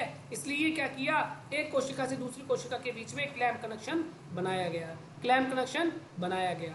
ठीक है, तो क्लैम्प कनेक्शन और dolipore septa is the main characteristics of किसकी, सेकेंडरी माइसिलियम की। वापिस सुन लीजिए क्वेश्चन, क्लैम्प कनेक्शन और dolipore septa is the main characteristics of किसकी, सेकेंडरी माइसिलियम की, सेकेंडरी माइसिलियम की। ध्यान में रखना, अब ध्यान में रखना, सेकेंडरी माइसिलियम के कारण ही बेसिडियोमाइसिटीज को क्या कहा गया, एडवांस फंगस कहा गया। क्या कहा गया, एडवांस फंगस। तो देखो यहाँ पर पूरे फंगस की मैं बात करूं, पूरे फंगस की मैं बात करूं तो शुरुआत होती है false fungus, true fungus. False अपन ने कहा प्लाज्मोडियल स्ट्रक्चर के आधार पर कि भाई जिसमें प्लाज्मोडियल स्ट्रक्चर है उसको फॉल्स कह दिया, और ट्रू फंगस कहा, ये सारे के सारे ट्रू फंगस में आ गए। अब ट्रू फंगस के अंदर भी लोअर फंगस और हायर फंगस। लोअर फंगस उनको कहा जिनके अंदर सेप्टा एब्सेंट होते हैं, मतलब उनका माइसिलियम कैसा होता है, सिनोसिटिक माइसिलियम होता है। और जिसमें दो कैटेगरी अपन ने रखी, कैटियोडोमाइसिटीज भी रखी, पर कैटियोडोमाइसिटीज को अपन क्लासिफिकेशन में नहीं, मतलब अब जो चार्ट बनाएंगे उसमें नहीं ले रहे हैं, इसलिए कैटियोडोमाइसिटीज, ओमाइसिटीज और जाइगोमाइसिटीज तीन अपन ने रखी, जिसके अंदर सेप्टा कैसा होता था, सिनोसिटिक माइसिलियम होता था। बट इनमें भी अपन ने बात करी तो सबसे लोअर फंगस कौन है, लोअर फंगस ओमाइसिटीज क्लास है, लोअर फंगस ओमाइसिटीज क्लास है। फिर उससे एडवांस, उससे मतलब ज्यादा विकसित कौन हुआ, जाइगोमाइसिटीज हुआ, जाइगोमाइसिटीज हुआ। अब यहाँ पे हायर फंगस एस्कोमाइसिटीज भी, बेसिडोमाइसिटीज भी है, पर इन दोनों में से भी हायर मतलब एडवांस कौन है, वो बेसिडोमाइसिटीज है। भाई क्यों है, क्योंकि यहाँ पे सेकेंडरी माइसिलियम भी पाया जाता है। तो आपसे क्वेश्चन पूछ सकता है कि बेसिडोमाइसिटीज में प्राइमरी माइसिलियम पाया जाता है, नहीं, तो आपका आंसर होना चाहिए यस, प्राइमरी माइसिलियम भी पाया जाता है, बट प्राइमरी माइसिलियम के साथ सेकेंडरी माइसिलियम भी पाया जाता है। अब देखो एक बेसिक और कंसेप्ट बताऊं, एक और कंसेप्ट बताऊं, प्राइमरी माइसिलियम और सेकेंडरी माइसिलियम। भाई प्राइमरी माइसिलियम सेकेंडरी माइसिलियम कोई अलग नहीं होता। कुछ फंगस के अंदर बेसिडोमाइसिटीज की खुद कुछ ऐसे फंगस जिनमें पूरे जीवन भर प्राइमरी माइसिलियम ही बना रहता है, प्राइमरी माइसिलियम ही बना रहता है, मतलब प्राइमरी माइसिलियम ही पाया जाएगा।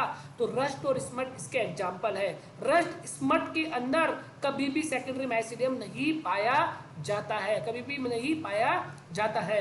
जबकि मशरूम में क्या होता है, जो प्राइमरी माइसिलियम होता है, जब वेजिटेटिव ग्रोथ पूरी कर ली और उसकी वेजिटेटिव ग्रोथ पूरी करने के बाद जब रिप्रोडक्टिव ग्रोथ आती है तो प्राइमरी माइसिलियम ही कन्वर्ट होके किस में कन्वर्ट हो जाता है साहब, वो सेकेंडरी माइसिलियम में कन्वर्ट हो जाता है, सेकेंडरी माइसिलियम में कन्वर्ट हो जाता है।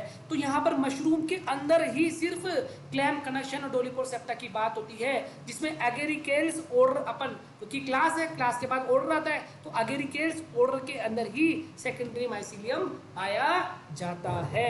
क्लैम्प कनेक्शन डोलिपोर सेप्टा का रिलेशन सिर्फ और सिर्फ सेकेंडरी माइसिलियम से है, और इसमें कौन है सिर्फ एग्जांपल, मशरूम एगेरिकस स्पीसीज, और इसका ऑर्डर एगेरिकेल्स होता है। तो ध्यान में रखना, कभी भी रस्ट और स्मट के अंदर क्लैम्प कनेक्शन डोलिपोर सेप्टा नहीं पाए जाते हैं, नहीं पाए जाते हैं। अब यहाँ पे एक और कंफ्यूजन क्रिएट हो रहा है, वो बहुत कम टीचर जानते हैं इस चीज को, और बस वो कंफ्यूज होते ही रहते हैं, कंफ्यूज होते ही रहते हैं।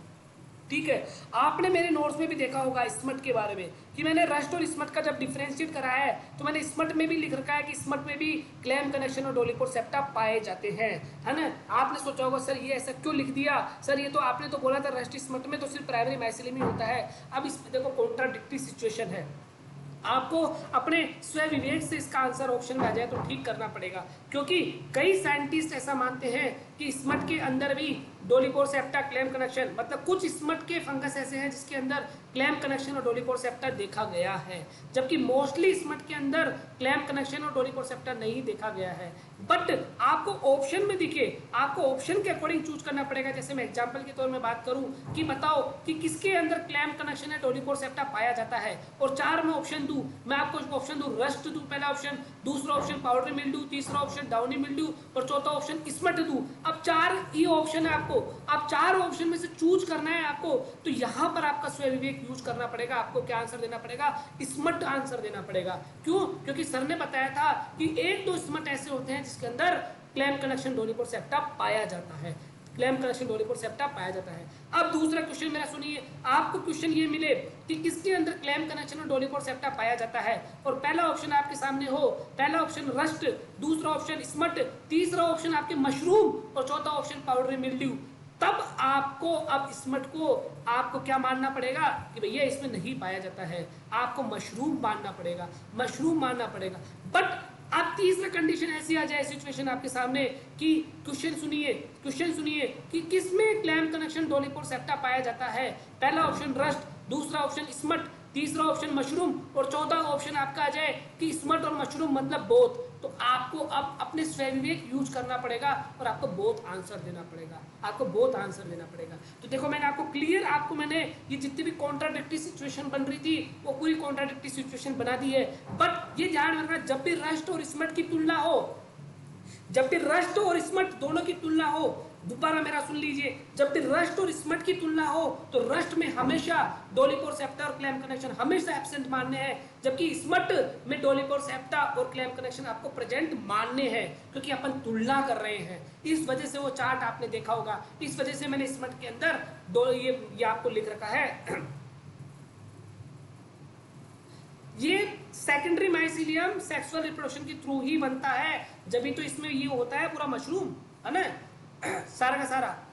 नहीं सॉरी, देखो ये सेकेंडरी माइसीलियम, ये कोई सेक्सुअल रिप्रोडक्शन के थ्रू ऐसा कुछ नहीं है, सेक्सुअल रिप्रोडक्शन अभी तक शुरू नहीं हुआ है, प्राइमरी माइसीलियम ही कन्वर्ट हो जाता है सेकेंडरी माइसीलियम में। ये वेजिटेटिव पार्ट ही है ये। अब इसके अंदर रिप्रोडक्शन शुरू होगा, इस सेकेंडरी माइसीलियम के अंदर सेक्सुअल रिप्रोडक्शन होगा सर, सेकेंडरी माइसीलियम के अंदर सेक्सुअल रिप्रोडक्शन होगा। यहाँ पे सेकेंडरी माइसीलियम बनना अपने आप में सेक्सुअल रिप्रोडक्शन नहीं है। इस कंसेप्ट को मैं वापस क्लियर कर रहा हूँ कि प्राइमरी माइसीलियम ही बाद में कई फंगस में देखा गया, मशरूम के अंदर, जो सेकेंडरी माइसीलियम में कन्वर्ट हो जाता है। तो इसका मतलब ये मत बोलना कि सर मशरूम के अंदर सिर्फ और सिर्फ सेकेंडरी माइसीलियम ही पाए जाते हैं क्या, बोला नहीं, प्राइमरी माइसीलियम भी पाए जाते हैं और सेकेंडरी माइसीलियम भी पाए जाते हैं, प्राइमरी माइसीलियम भी पाए जाते हैं और सेकेंडरी माइसीलियम भी पाए जाते हैं। ठीक है, तो ये आपको सेकेंडरी माइसीलियम का सिर्फ एक एग्जांपल ध्यान में रखना है, मशरूम। प्राइमरी माइसीलियम में 2 एग्जांपल ध्यान, बोलो इसका बेसिडोमाइसीटीज में भी एक यूरिडेल्स ऑर्डर होगा, एक अगेरिकेल्स ऑर्डर होगा। ठीक है, यूरिडेल्स ऑर्डर होगा और एक अगेरिकेल्स ऑर्डर होगा। तो यूरिडेल्स ऑर्डर के अंदर अपन रस्ट को मानते हैं, ठीक है, और एक अस्टिजेल्स में अपन को स्मट को मानते हैं। ठीक है, और यहाँ पे ध्यान रखना है अगेरिकेल्स ऑर्डर में मशरूम को लेते हैं अपन, इसका क्लासिफिकेशन पढ़ेंगे जब अपन क्लियर करते हैं। ठीक है, एस्कोमाइसीटीज के अंदर ईस्ट का ध्यान में रखना है, पाउडरी मिल्ड्यू का ध्यान में रखना है। देखो मैंने कभी भी एक और कंफ्यूजन में क्रिएट कर रहा हूँ, मैंने कभी भी पाउडरी मिल्ड्यू को रस्ट में नहीं बताया, कभी भी पाउडरी मिल्ड्यू को बेसिडोमाइसीटीज में नहीं बताया। पाउडरी मिल्ड्यू हमेशा मैंने आपको बताया कि एस्कोमाइसीटीज का एग्जाम्पल है। किसका एग्जाम्पल है? एस्कोमाइसीटीज का एग्जाम्पल है, ध्यान में रखना। पेनिसिलियम इसका एग्जाम्पल है, क्लेविसेप्स इसका एग्जाम्पल है, एरिसिफे एस्कोमाइसीटीज का एग्जाम्पल है, तो जितने भी टैफ्रिना इसके एग्जाम्पल है, जितने भी एग्जाम्पल से सारे एस्कोमाइसीटीज के एग्जाम्पल है।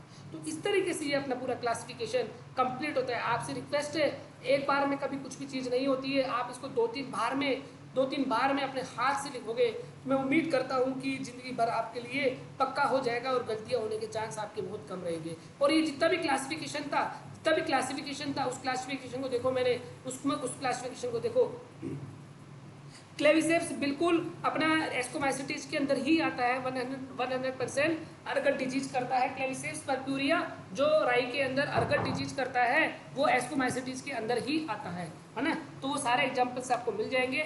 ये मैंने एक चार्ट आपको बना के भेजा था, इस चार्ट में जितनी भी मैंने इंपॉर्टेंट थी, मैंने आपको बोला था अपने को 5 क्लासेस को देखकर ही अपने को ध्यान में रखना है। ओमाइसीटीज, फिर उसमें चेंज हुआ जाइगोमाइसीटीज, एस्कोमाइसीटीज, बेसिडोमाइसीटीज, ड्यूडेरोमाइसीटीज। ठीक है, ओमाइसीटीज जाइगोमाइसीटीज को अपन सिनोसिटिक माइसीलियम कहते हैं। ठीक है, एस्कोमाइसीटीज ये लोअर फंगल होते हैं, ये हायर फंगल होते हैं। ड्यूटेरोमाइसीटीज इन दोनों में से ही ऐसे फंगस जो सेक्सुअल रिप्रोडक्शन नहीं कर सकते उनको ड्यूटेरोमाइसीटीज में डाल दिया। ठीक है, सेल वॉल ओमाइसीटीज में सेलुलोज की, बाकी सब में काइटिन की। थैलस इन दोनों के अंदर एसेप्टेड सिनुसेटिक, बाकी सब में सिंपल। इसमें सेप्टा डोलीपोर सेप्टा होते हैं वेसिटोमाइसीटीज में, दोनों तरह के होते हैं, सिंपल भी होते हैं और डोलीपोर भी होते हैं। जूस्पोर सिर्फ ओमाइसीटीज में पाया जाता है, बाकी सब में एब्सेंट होता है। एसेक्सुअल स्पोर, अब देखो यहाँ पे ध्यान रखना, जूस्पोर होता है यहाँ पे, जिसको प्लेनोस्पोर भी कहते हैं, इसमें एप्लेनोस्पोर होता है। और जूस्पोर और एप्लेनोस्पोर दोनों किसके एग्जांपल है? स्पोरेंजियोस्पोर के एग्जांपल है। ठीक है, एस्को में कोनिडियो में, इनमें सब में कोनिडियोफोर या कोरिडियफ होता है। सेक्सुअल ओमाइसीटीज में oospore, जैगोमाइसीटीज में जैगोस्पोर, एस्कोमाइसीटीज में एस्कोस्पोर, बेसिडोमाइसीटीज में बेसिडोस्पोर, इसमें एब्सेंट होता है। पैरासेक्सुअल सिर्फ और सिर्फ इसमें प्रेजेंट होता है ना, यहाँ पे एब्सेंट लिख रखा है, देखो इतनी प्रकार की मैकेनिकल एरर है, यहाँ पे प्रेजेंट कर लेना। क्लैम कनेक्शन सिर्फ और सिर्फ बेसिडोमाइसीटीज में प्रेजेंट होता है, बेसिडोमाइसीटीज में मशरूम में प्रेजेंट होता है। ये यहाँ तक का मैंने कल तक करवा दिया था। अब यहाँ तक में कोई दिक्कत हो तो ये एग्जाम्पल्स है, बताओ। पिथियम फाइटोप्थेरा, डाउनी मिल्ड्यू, एल्बुगो, कैंडिडा, ये 4 एग्जाम्पल ओमाइसीटीज के ध्यान में रखने हैं आपको। यहाँ पे 4 एग्जाम्पल किसके ध्यान में रखना है अपने को? जैगोमाइसीटीज के। म्यूकर रैजोपस इंपोर्टेंट इसलिए मैंने 2 ही लिखा है, इसके अलावा वैम और पाइलोबोलस 2 और एग्जाम्पल याद में रखना है। ईस्ट पाउडरी मिल्ड्यू और पेनिसिलियम टेफ्रिना, क्लेविसेप्स, है ना, और भी एग्जाम्पल्स है, मतलब मेन तो यही है 4-5 एग्जाम्पल जो अपने को ध्यान में रखना है। रस्ट, स्मट और अगेरिकस, अगेरिकस मतलब मशरूम, ये बेसिडोमाइसीटीज के एग्जाम्पल है। और फ्यूजेरियम, कोलेटोट्राइकम, एस्परजिलस और राइजोक्टोनिया, मैक्रोफोमिना, है ना, कोलेटोट्राइकम हो गया अपना, एंथ्रेक्नोस फंगस, और भी जो ऐसे फंगस है 10 एग्जाम्पल्स इसके, मैं 10 एग्जाम्पल्स अपने क्लास में लिखे हुए हैं। यहाँ तक कोई दिक्कत हो तो मुझे बताओ।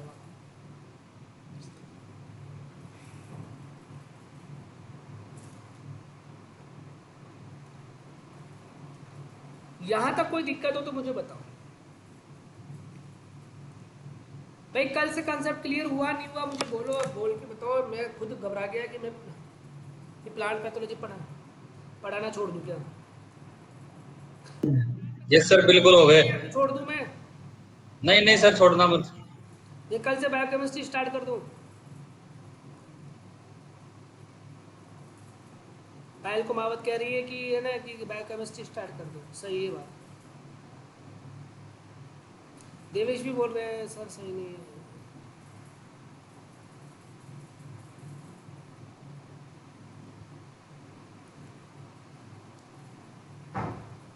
ठीक है, अरे सर नहीं, हमारे तो कंसेप्ट ये। चलो मेरी बात सुनो, ये आप लिखना है इसको, है ना, अरे, और आप एक बार अपने हाथों से लिखना। जो करेक्शन थे वो मैंने आपको बता दिए हैं, है ना, इसी जगह आप ध्यान में रख लेना, है ना आपके। और मैं अपडेट करूंगा, जब अपडेट करके मैं आपको लिख दूंगा, है ना। तो क्वेश्चन आंसर की तो जरूरत है ही नहीं आपको, क्योंकि आप वैसे ही बोलते हो मत कराना मत कराना, तो मैं भी क्या करूँ? क्वेश्चन आंसर तो क्या कर रहे हैं फिर? ठीक है भाई, क्वेश्चन आंसर थोड़ी जरूरत है। जरूरत है, करवा दिया करो कराओ कराओ भाई कई सर। बाकी पढ़ाई का महाराज, मैं अब आप क्वेश्चन आंसर करवाते हैं तो जब ही पता पड़ेगा कि आपको कितना समझ में आया कितना नहीं आया, पर आप खुद ही मना कर रहे हो मेरे को। सर पढ़ाई का मजा ही नहीं रहता है। पढ़ाई का मजा नहीं रहता है। चलो भाई, अब मुझे बता देना क्वेश्चन आंसर की जरूरत है तो भाई ठीक है, इसलिए करवा देता हूँ मैं आज तो। अगर आप कल मुझे बता देना कि कल नहीं करवाने हैं, करवाने हैं, एक बार और एक्सपेरिमेंट करके देख लेते हैं, ठीक है। तो क्वेश्चन आंसर आपके सामने पेश कर रहा हूँ, आपके कंसेप्ट और क्लियर हो जाएंगे, आपको पता पड़ जाएगा यार, तो बहुत सिंपल है, ठीक है। शर्त पता है आपको? क्या शर्त है मेरे क्वेश्चन आंसर की? सर आंसर साथ में आ रहे, एक बार देख लेना इनको। कोई दिक्कत नहीं है, आप तो शर्त बताओ मुझे, क्या शर्त बोल रहा हूँ मैं? जी सर बताओ। क्या शर्त है बताओ? कंसेप्ट नहीं, कैसे करना है क्वेश्चन? एजी लिखना है। है अरे सर आंसर नहीं देना है, एजी लिखना है, आता है तो बस। आंसर नहीं देना है, या तो यस या एजी, ठीक है। और कि ठीक है, अब आंसर दे दीजिए, है ना, उसके बाद आंसर दे दीजिए, क्लियर, कोई दिक्कत नहीं। अब देखते हैं आपने जो पढ़ा है, जो भी आपके कंसेप्ट है वो क्लियर है या नहीं। अगर इस क्वेश्चंस की आपको अच्छा लगे तो ये क्वेश्चन खत्म हो जब मुझे बताना कि सर क्वेश्चंस की वैल्यू बहुत है, बिना क्वेश्चंस के सर, हाँ, जब भी मैं कल से क्वेश्चन बताऊंगा, अदरवाइज क्वेश्चन नहीं बताऊंगा, ठीक है, तो शुरुआत करते हैं आज की अपनी पहली क्वेश्चन की क्लास, क्योंकि इसके बिना मैं भी अपने आप को अधूरा समझता हूँ। बिना क्वेश्चन के मेरे कुछ भी पल्ले ही नहीं पड़ता है। ठीक है, ये तो कल का क्वेश्चन था। उसके बाद आज का क्वेश्चन ये रहा पहला आपकी स्क्रीन पे, काइटिन सेल वॉल प्रोजेंटिन। बताइए, ये भी कल का क्वेश्चन था। ठीक है, किसमें होता है काइटिन की सेल वॉल, बताओ। इसके तो डायरेक्ट आंसर दे दो, कोई दिक्कत नहीं है।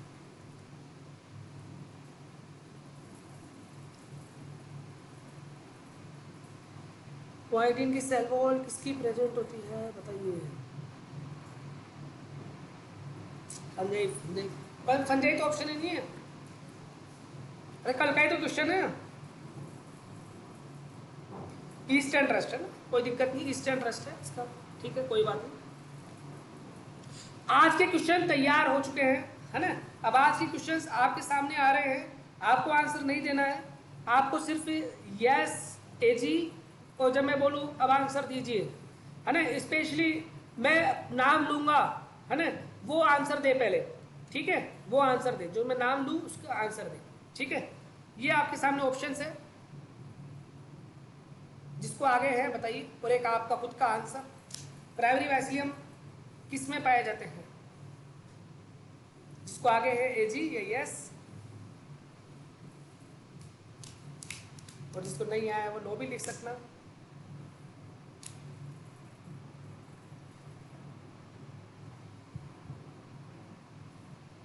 और तो कम को आए हैं, कंफ्यूजन क्रिएट हो रहा है।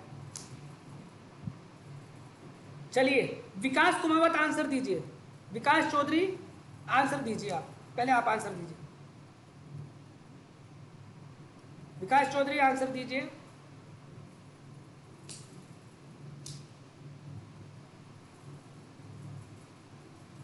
देखा, इसलिए मैंने बोला था विकास चौधरी का आंसर गलत है, इसलिए मैं पकड़ लिया। अब देवेश गौर आंसर दीजिए। देवेश गौर आंसर दीजिए। देवेश गौर आंसर दीजिए। Yes, absolutely. अब आंसर दे सकते हैं सब, आप आंसर दे सकते हैं सब, आप देख लो। कंसेप्ट समझ में आया विकास चौधरी साहब?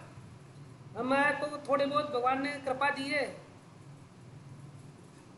ना। इसको पकड़ना है, हम पकड़ लेते हैं, ऑनलाइन में भी पकड़ लेते हैं हम, बच्चे नहीं जा सकते।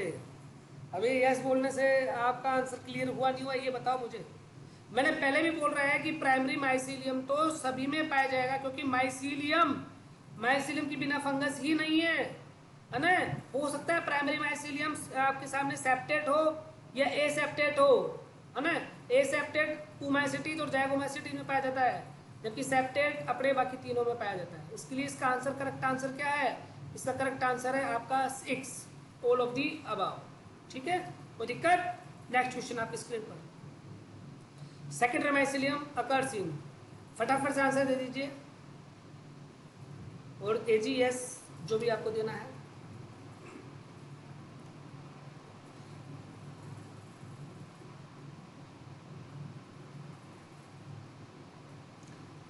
ओके, स्वीटी आंसर दीजिए इसका, पहले स्वीटी आंसर दीजिए। यस, दे सकते हैं सब आप आंसर, दे सकते हैं। यस, सबका आंसर बेसिक, कोई दिक्कत ही नहीं है। ठीक है, बेसिक। अब देखो कंसेप्ट, आपको तीसरा आंसर, इसका आंसर सही, basic to magic. Next question आपके सामने, क्लैम्प कनेक्शन अकर्सिन। 4 5 7 आपके ऑप्शन है, फटाफट से आंसर बताइए। आंसर क्या मतलब, एजीएस बताइए।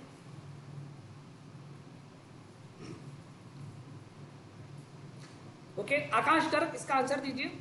आकाश गर्ग इसका आंसर दीजिए। आकाश गर्ग, यस बेसिडियो, आप सब आंसर दे सकते हैं। बिल्कुल सिंपल है, देख लो, अब कोई दिक्कत ही नहीं है।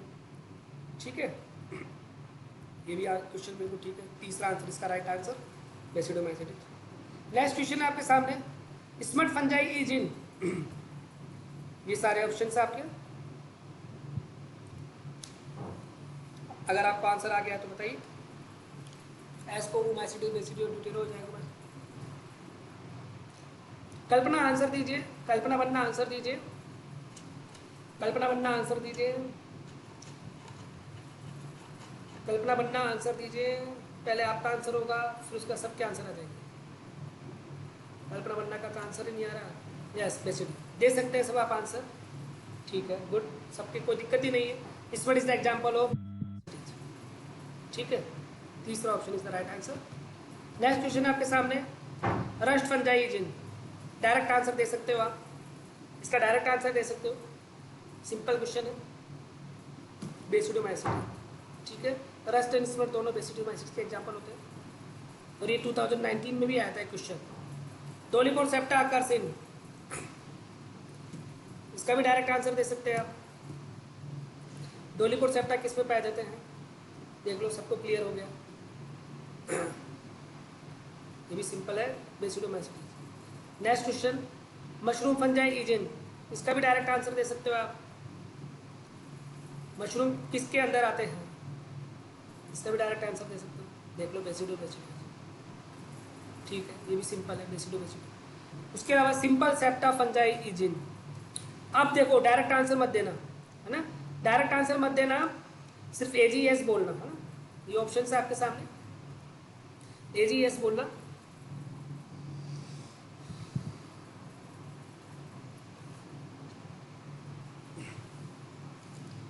बस इतो क्या आंसर है इस बार, ठीक है। आशिक मीना दोसा, आंसर दीजिए, आशिक मीना दोसा से आंसर दीजिए।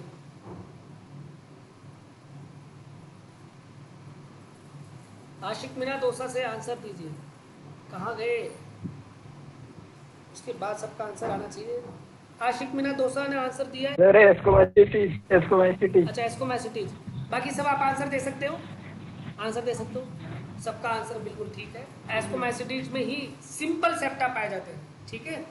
अब देखो यहाँ पे है ना, आपका मेरी बात सुनो, आपका आंसर यहाँ पे एस्कोमैसिटीज ही आना चाहिए था। आप खुद सोच के देखिए, आपने किसी थोड़ा सा देखा हो, सबका आंसर गलत है, सभी का आंसर गलत है, सभी का आंसर गलत है।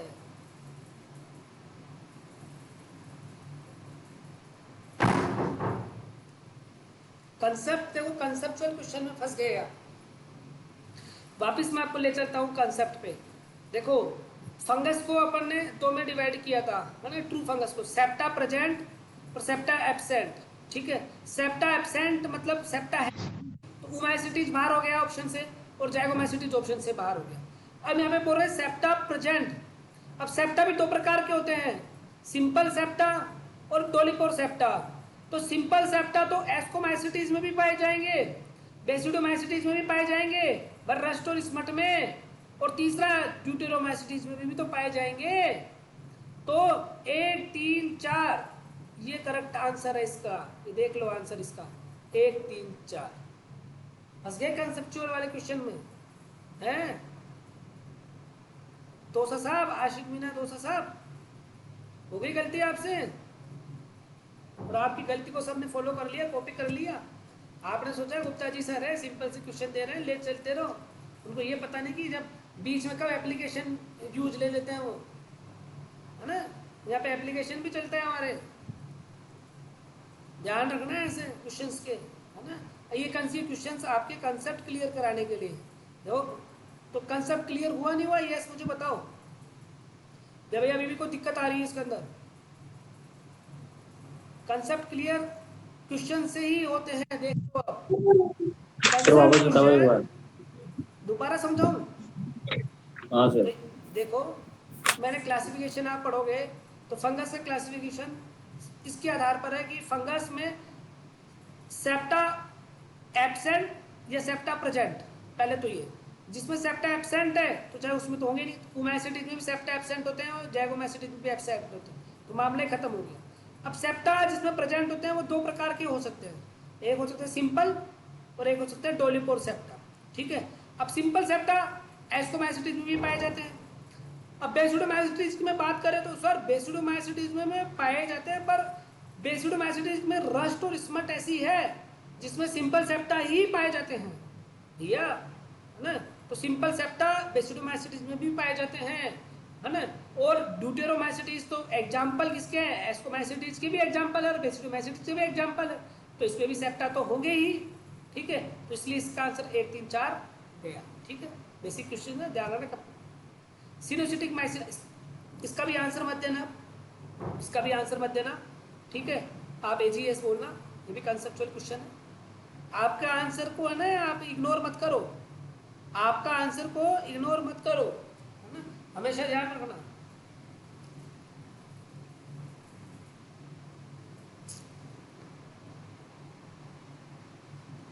राकेश पिपलोदिया आंसर दीजिए, राकेश पिपलोदा आंसर दीजिए, राकेश पिपलोदा आंसर दीजिए।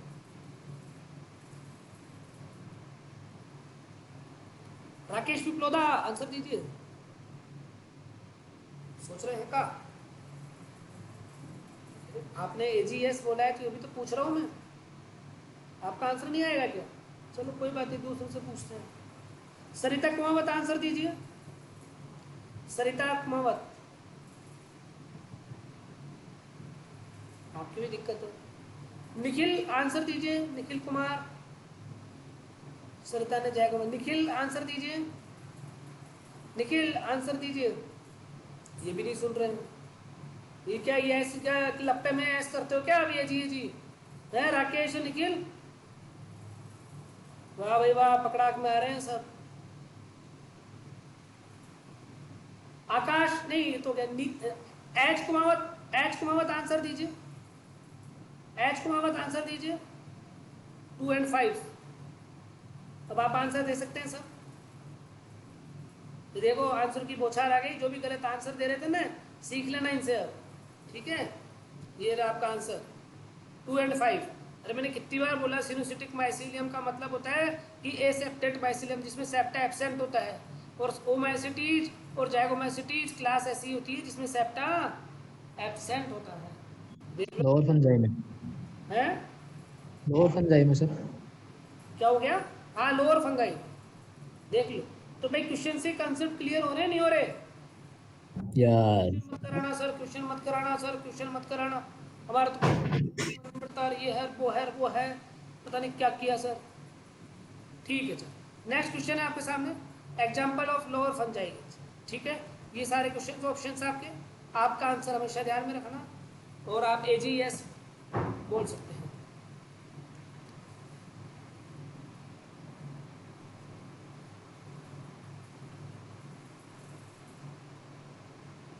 ओके, संतरा चौधरी आंसर दीजिए, संतरा चौधरी आंसर दीजिए।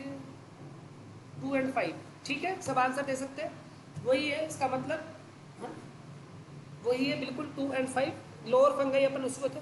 अगर अगर इसमें अपन लोअर की जगह लोएस्ट फंगाई होता, सपोज करो लोएस्ट फंगाई होता, और ऑप्शन सिर्फ 5 तक ही ऑप्शन रहते, 5 तक ऑप्शन रहते, और 5 में से एक सेलेक्ट करना पड़ता, एक सेलेक्ट करो, आपके सामने दुविधा ये हो जाती कि एक सेलेक्ट करो, तो कौन सा आंसर जाता?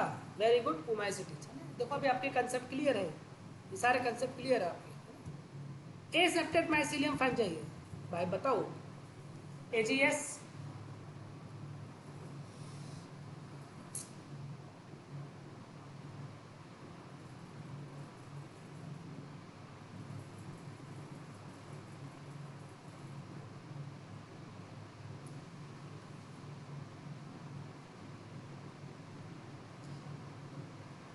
ओके। अजय यादव आंसर बताओ, अजय यादव 2 और 5, ठीक है, सब आंसर दे सकते हैं, सिंपल है भी भाई, तीनों का मतलब एक ही है, एसेप्टेड बोलो, सिनोसिटिक बोलो, या फिर वो बोलो, ठीक है, लोअर फंजाई, एक ही बात है, ठीक है। नेक्स्ट क्वेश्चन आपके सामने, स्पोरेंजियोस्पोर अकर्स इन, अब आंसर मत देना सर, AGS बोलना, ठीक है, आंसर मत देना, AGS बोलना।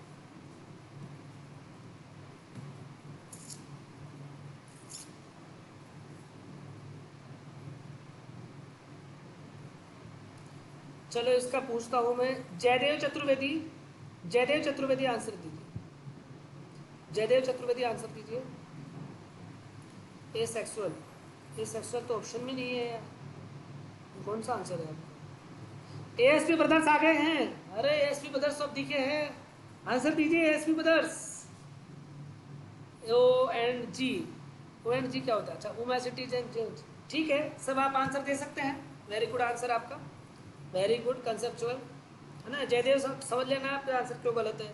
और बाकी जिसके आंसर नहीं आ रहे हैं, अब आप खुद एनालिसिस कर लेना कि भाई मैं गलत नहीं हूँ। अगर मैं गलत होता तो इतने लोगों के आंसर नहीं आते, है ना। इतने लोगों के आंसर आ रहे हैं, इसका मतलब कोई ना कोई कंसेप्ट क्लियर हुआ है। और अगर आपका कंसेप्ट क्लियर नहीं है, इसमें मेरी गलती नहीं है, या तो आपने ध्यान नहीं दिया या फिर दोबारा तिबारा आप रिविजन करो, ठीक है। अगर एक का भी आंसर नहीं होता जब मैं अपना फॉल्ट मानता, ठीक है। फटाफट से आंसर दीजिए। आंसर मतलब एजीएस बोलिए, फिर मैं आंसर पूछ लूँगा।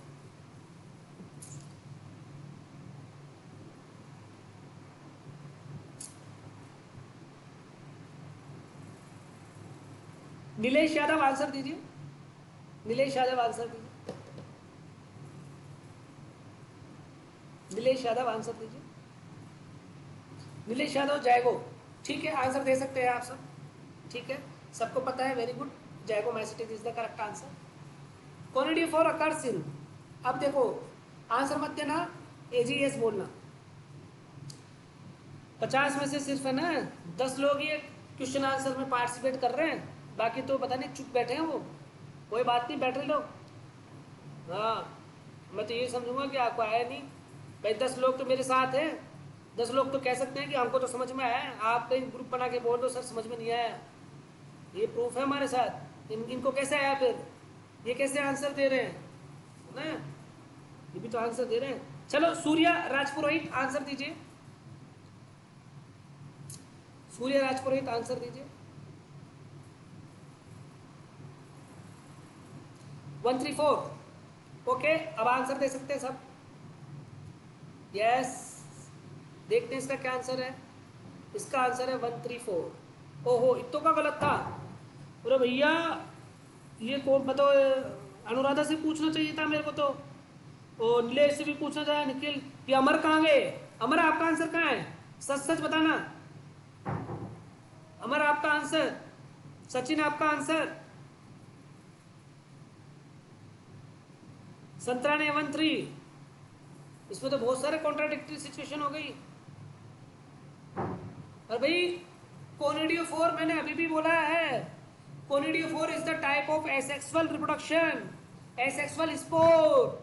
और आपको पता है एसेक्सुअल स्पोर एस्कोमाइसिटीज में भी होता है, बेसिडोमाइसिटीज में भी होता है। और अगर आप कंसेप्ट जानते होंगे कि deuteromycetes is the example of ascomycetes and basidiomycetes के एग्जांपल्स है। बट जब सेक्सुअल रिप्रोडक्शन की बात होती है, जब यहाँ पे ड्यूटेरोमाइसिटीज को अपन इन्वॉल्व नहीं करेंगे, जबकि एसेक्सुअल में तो हमेशा इन्वॉल्व करेंगे। कंसेप्ट क्लियर करो राकेश पिपोला जी और अपने निर्मला कुमावत जी, सब क्लियर करो। राधा जी क्लियर करो आपके आंसर। मेरे को तो ये आपसे पूछना चाहिए था। लो अब कठिन वाले पूछता हूँ मैं। हाँ अनुराधा आंसर बताइए, अनुराधा डायरेक्ट आंसर बताइए। प्रेशर में आ गए हैं, प्रेशर में आ गए हैं, प्रेशर में गलतियां होने के चांसेस ज़्यादा रहते हैं। अनुराधा का आंसर ठीक है, दे सकते हैं सब आंसर। प्रेशर में देखो सोचने में सब लग जाते हैं, ठीक है। नेक्स्ट क्वेश्चन आंसर जो देगा वो मैं बता रहा हूँ। वेरी गुड, अब सोच समझ के आंसर देना। प्रज्ञा आपको आंसर देना है इसका, ठीक है, सोच समझ के आंसर देना। प्रज्ञा आपको आंसर देना है इसका।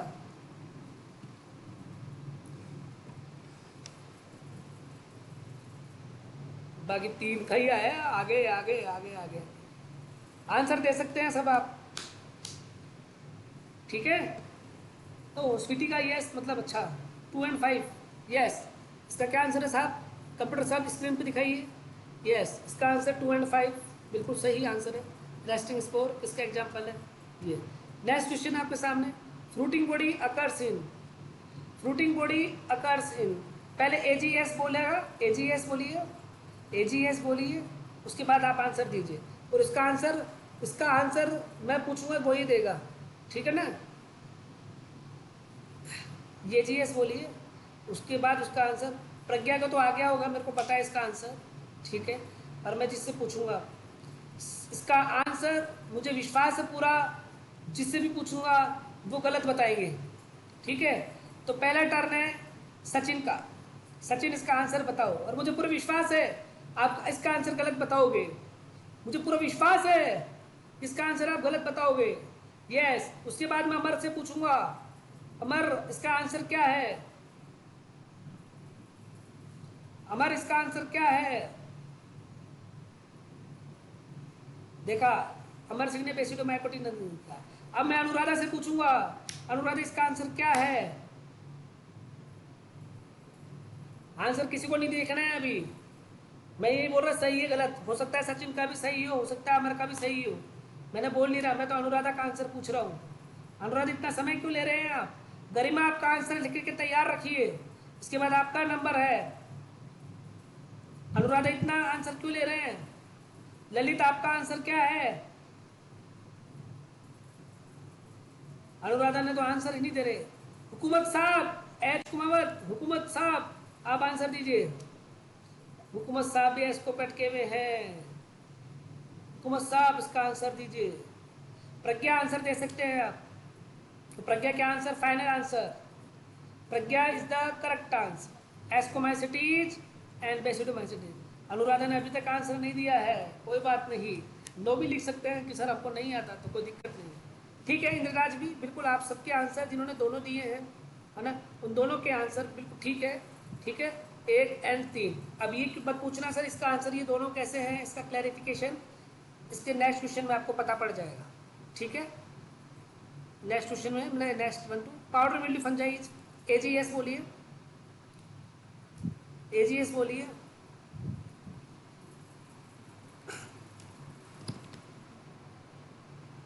मैं क्लैरिफिकेशन पिछले वाले क्वेश्चन का नहीं दूंगा, अपने आप मिल जाएगा उसको स्टडी, मतलब जब भी मैं पढ़ाऊंगा आंसर मिल जाएगा। ओके, अब अनुराधा मैम का यस है, पिछले वाले क्वेश्चन में तो आया नहीं था साहब। ओके, कोई बात नहीं, चलो राम खोरिया इसका आंसर दीजिए। राम खोरिया आंसर दीजिए। Ascomycetes sir, ascomycetes. एस्कोमाइसिटीज कर दिया जाए। Yes sir, correct answer is ascomycetes, बिल्कुल ठीक है इसका आंसर। हाँ, अब आंसर नहीं देना है, ठीक है, अब आंसर नहीं देना है, ठीक है। अब फटाफट से आपके ऑप्शन से आपके सामने आंसर नहीं देना है।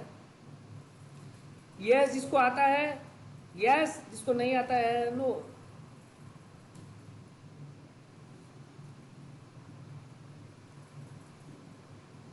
बस 2 को ही आता है,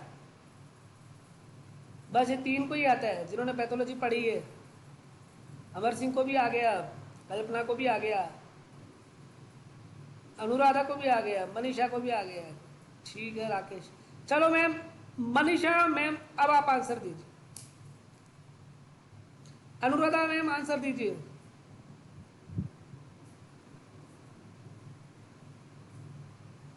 अनुराधा मैम पता नहीं नाराज हो गई, आंसर नहीं दे रही, तो क्या बात हो गई ऐसी। निरंजन आंसर दे दीजिए। Okay, I said I don't have any idea.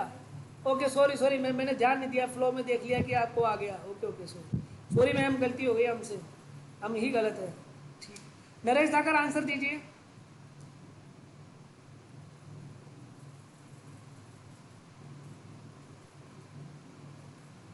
No idea, तो आपने नरेश धाकर अच्छा पहले ही नो बोल दिया था, कीर्ति ने भी नो बोल दिया था, मनीषा। राकेश आप आंसर दे सकते हैं, राकेश पिपलोदा। उसके बाद सब आंसर दे दीजिए, सब आंसर दे दीजिए, सब आंसर दे दीजिए। यस, अब देखो यहाँ पे कंसेप्ट बहुत क्लियर होता है ना, यहाँ कि फ्रूटिंग बॉडी जो अपना एस्को स्पोर है और जो बेसिडियो स्पोर है वो एक्चुअली फ्रूटिंग बॉडीज ही है, ठीक है। अब ये एस्कोमाइसिटीज में भी पाई जाती है और बेसिडियोमाइसिटीज में भी पाई जाती है, बट एस्कोमाइसिटीज में फ्रूटिंग बॉडीज के अलग क्लासिफिकेशन हो गया, जिसमें क्लिस्टोथीसियम, पेरीथीसियम और एपोथीसियम, है ना। जब इस तरीके की आपको फ्रूटिंग बॉडी पूछे तो इसका आंसर करेक्ट आंसर होता है एस्कोमाइसिटीज, ठीक है, ध्यान में रखना। और जबकि फ्रूटिंग बॉडी पूछे तो फ्रूटिंग बॉडी तो मशरूम में भी पाई जाती है और अपने एस्कोमाइसिटीज में भी पाई जाती है, ठीक है। और रस्ट के अंदर भी फ्रूटिंग बॉडी होती है जिसमें अपन वो बहुत सारे एस्कोस्पोर बंद होते हैं, ठीक। इस चीज़ का ध्यान में रहेगा आपको। बेसिडियम बनते हैं, सॉरी, रस्ट में बेसिडियम बनते हैं। तो कंसेप्ट क्लियर हो गया, यस नो, मुझे बताओ। यस। सचिन यस, अब क्लियर हो गया। अमर सर रस्ट में भी तो होती है। अरे बिल्कुल होती है, मैंने कब मना किया, रस्ट में भी तो होती है। रस्ट में बेसिडियम होती है, ठीक है, रस्ट में वो बेसिडियम है, PAUTB, बिल्कुल फ्लोटिंग बॉडीज बेसिडियम है। मैंने कब मना, जब भी तो मैंने कहा कि एस्कोमाइसिटीज और बेसिडोमाइसिटीज दोनों के अंदर फ्लोटिंग बॉडीज पाई जाती है। But cleistothecium, apothecium, perithecium is the type of specially ascomycetes, ठीक है। ये हो गया। नेक्स्ट क्वेश्चन आप देखिए, advance fungi as, advance fungi कौन सा, एडवांस फंगाई आ गया तो आप यस बोल सकते हैं, AGS, फिर आंसर तो मैं पूछ लूंगा।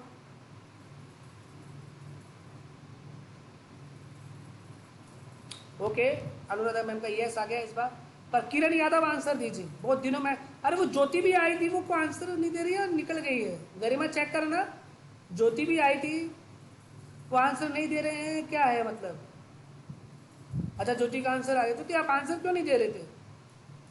आप बहुत दिनों आप आए हैं इतने दिन, अब तबीयत कैसी है, कोरोना वोरोना ध्यान में रखना, बहुत सारे आपकी क्लास मिस हो गई है, ठीक है। सबका आंसर सही है, गुड,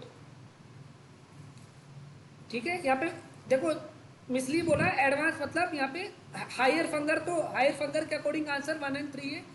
3 को मैंने ब्लैक क्यों कर रखा है, ब्लैक इसलिए कर रखा है कि अगर आपको एक ऑप्शन चूज करना पड़े, है ना, एक ऑप्शन चूज करना पड़े तो आप बेसिडोमाइसिटीज को चूज करोगे।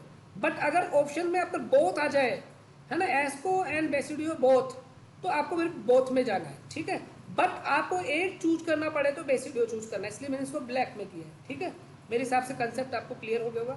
मशरूम फंजाई इजिन, डायरेक्ट आंसर दे सकते हो आप, रिपीट हो गया शायद क्वेश्चन, डायरेक्ट आंसर दे सकते हो आप, सबको पता है इसका आंसर, बेसिडोमाइसिटीज, ठीक है।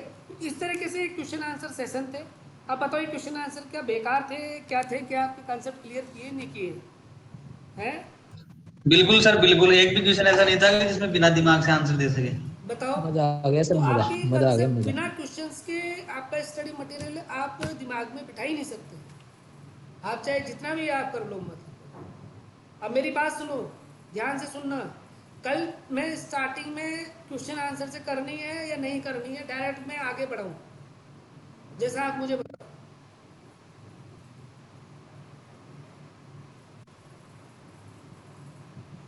मोस्टली क्या आंसर आ रहा है, करनी है। तो आप जितना भी मैंने आज पढ़ाया है, मैंने एग्जाम, आपने नोटिस किया होगा कि मैंने एग्जाम्पल में नहीं पूछे हैं। अभी ऑप्शन आपके सारे एस्को, बेसिडियो, ड्यूटेरो यही रखे हैं।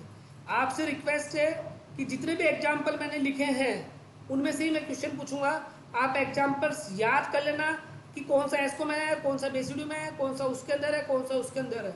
उससे रिलेटेड ही कम से कम 20 से 30 क्वेश्चंस मैं आपके सामने सेम इसी फॉर्मेट में लाऊंगा, है ना, इसी फॉर्मेट में लाऊंगा, ठीक है, इसी फॉर्मेट में, जिससे आपके जो भी आपने तैयारी की है, आपने नोट्स बनाए हैं, वो कंप्लीटली 100% आपके क्लियर हो जाएंगे। सर क्वेश्चंस नोट डाउन किए हुए मिलेंगे ना, या आप बोल के पूछोगे? नहीं, मैंने देख लिया, नोट डाउन करे हुए, जैसे अभी आज चला ना वैसे। Yes sir. जैसे आज सिस्टम चला ना कि आपको दिख भी रहे हैं और 1 ऑप्शन भी आ रहा है और आंसर भी आ रहा है, ठीक है ना, उसी हिसाब से चले, कोई दिक्कत?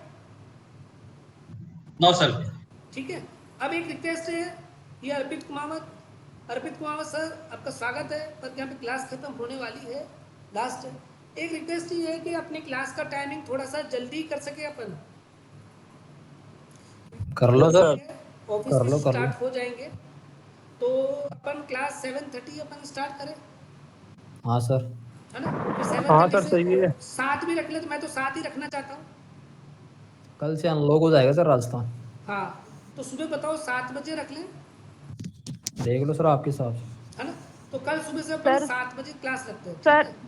Sir sir 7:30 sir, 7:30 is okay sir. ये स्वीटी ही बोल रही होगी, मुझे पता है। सर यही बोलते हैं हमेशा। प्लीज सर 7 कर दो आप, फिक्स है।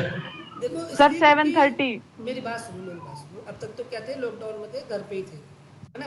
कल से क्या है कि ऑफिस वगैरह 10 काम रहेंगे, तो अपन 7:30 भी क्लास स्टार्ट करते हैं ना, गलती से 9:30 या 10 बजे तक पहुंच गई तो फिर डिस्टर्ब क्रिएट हो जाता है, फोन पे फोन आएंगे। बिल्कुल सर बिल्कुल, साथ सही रहेगा। 7 सही रहेगा तो 7 यार। सर घर पे ही तो रहते हैं, उठ के क्लास तो लेनी है बस, और करना क्या है? 7:30 पे पढ़ना शुरू करेंगे, फिर 7:30 पे स्टार्ट करोगे तो 8 बजे शुरू होगा सर। नहीं नहीं नहीं सर, सिस्टम वो खत्म कर दो। 7 बजे आ जाना है, 7:15 से पूरी क्लास स्टार्ट हो जाएगी। जी सर 7 बजे स्टार्ट कर दो, 7:15 से स्टार्ट हो जाए अपनी क्लास फिक्स। बिल्कुल 7:15 बजे क्लास स्टार्ट हो जाएगी। ये आवाज किसकी आई है अभी? राकेश की आई थी कि? हाँ सर। राकेश कौन सा? ढूढ़ी, राकेश ढूढ़ी? पता नहीं है, राकेश ये केवल सर। अच्छा राकेश ही है। उनसे कह देना जो भी राकेश है, मैं नाराज हूँ उनसे, है ना। इनकी इच्छा होती है जब क्लास लेते हैं, इनकी इच्छा होती है जब क्लास नहीं लेते। चलो फिर कल से है ना 7 बजे अपनी क्लास होगी, है ना। मैं अभी ही अनाउंस कर देता हूँ, जिससे क्या एक बार अनाउंस करने के बाद मैं भी पैक हो जाऊंगा, मैं भी चेंज नहीं कर सकता, है ना। अभी ही हाँ announce सर, कर देता अलर्ट हूँ। कर दो, ठीक है? अलर्ट कर दो सभी को। हाँ, ठीक है, क्योंकि सही है, अब गर्मी भी हो गई है, और 7 से 9, 10, 9:30 बजे फ्री होके आप भी अपने काम करो और मैं भी अपने ऑफिस का काम करूँ। ठीक है यार हाँ बोलो। ठीक है सर। ठीक है, देखो क्योंकि दिक्कत हो जाएगी, कुछ ज्यादा हेलो। फर्क नहीं है, आप 7:30 तक आ जाना। सर पर 7 से पहले नहीं सर, 7 से नहीं, पहले 7 से मत पहले नहीं हो करना पाएगी, सर। है ना। 7 बजे इज द राइट, 7 बजे। और 7 के 7:15 वाले ऐसे मत सोचना कि 7:15 बजे के बाद आ रहे हो, है ना। थोड़े थोड़े नहीं सर। 7 बजे स्टार्ट कर दूंगा। ठीक है सर। ठीक है ना, ओके, थैंक यू। हेलो हाँ बोलो। सर। अरे हाँ।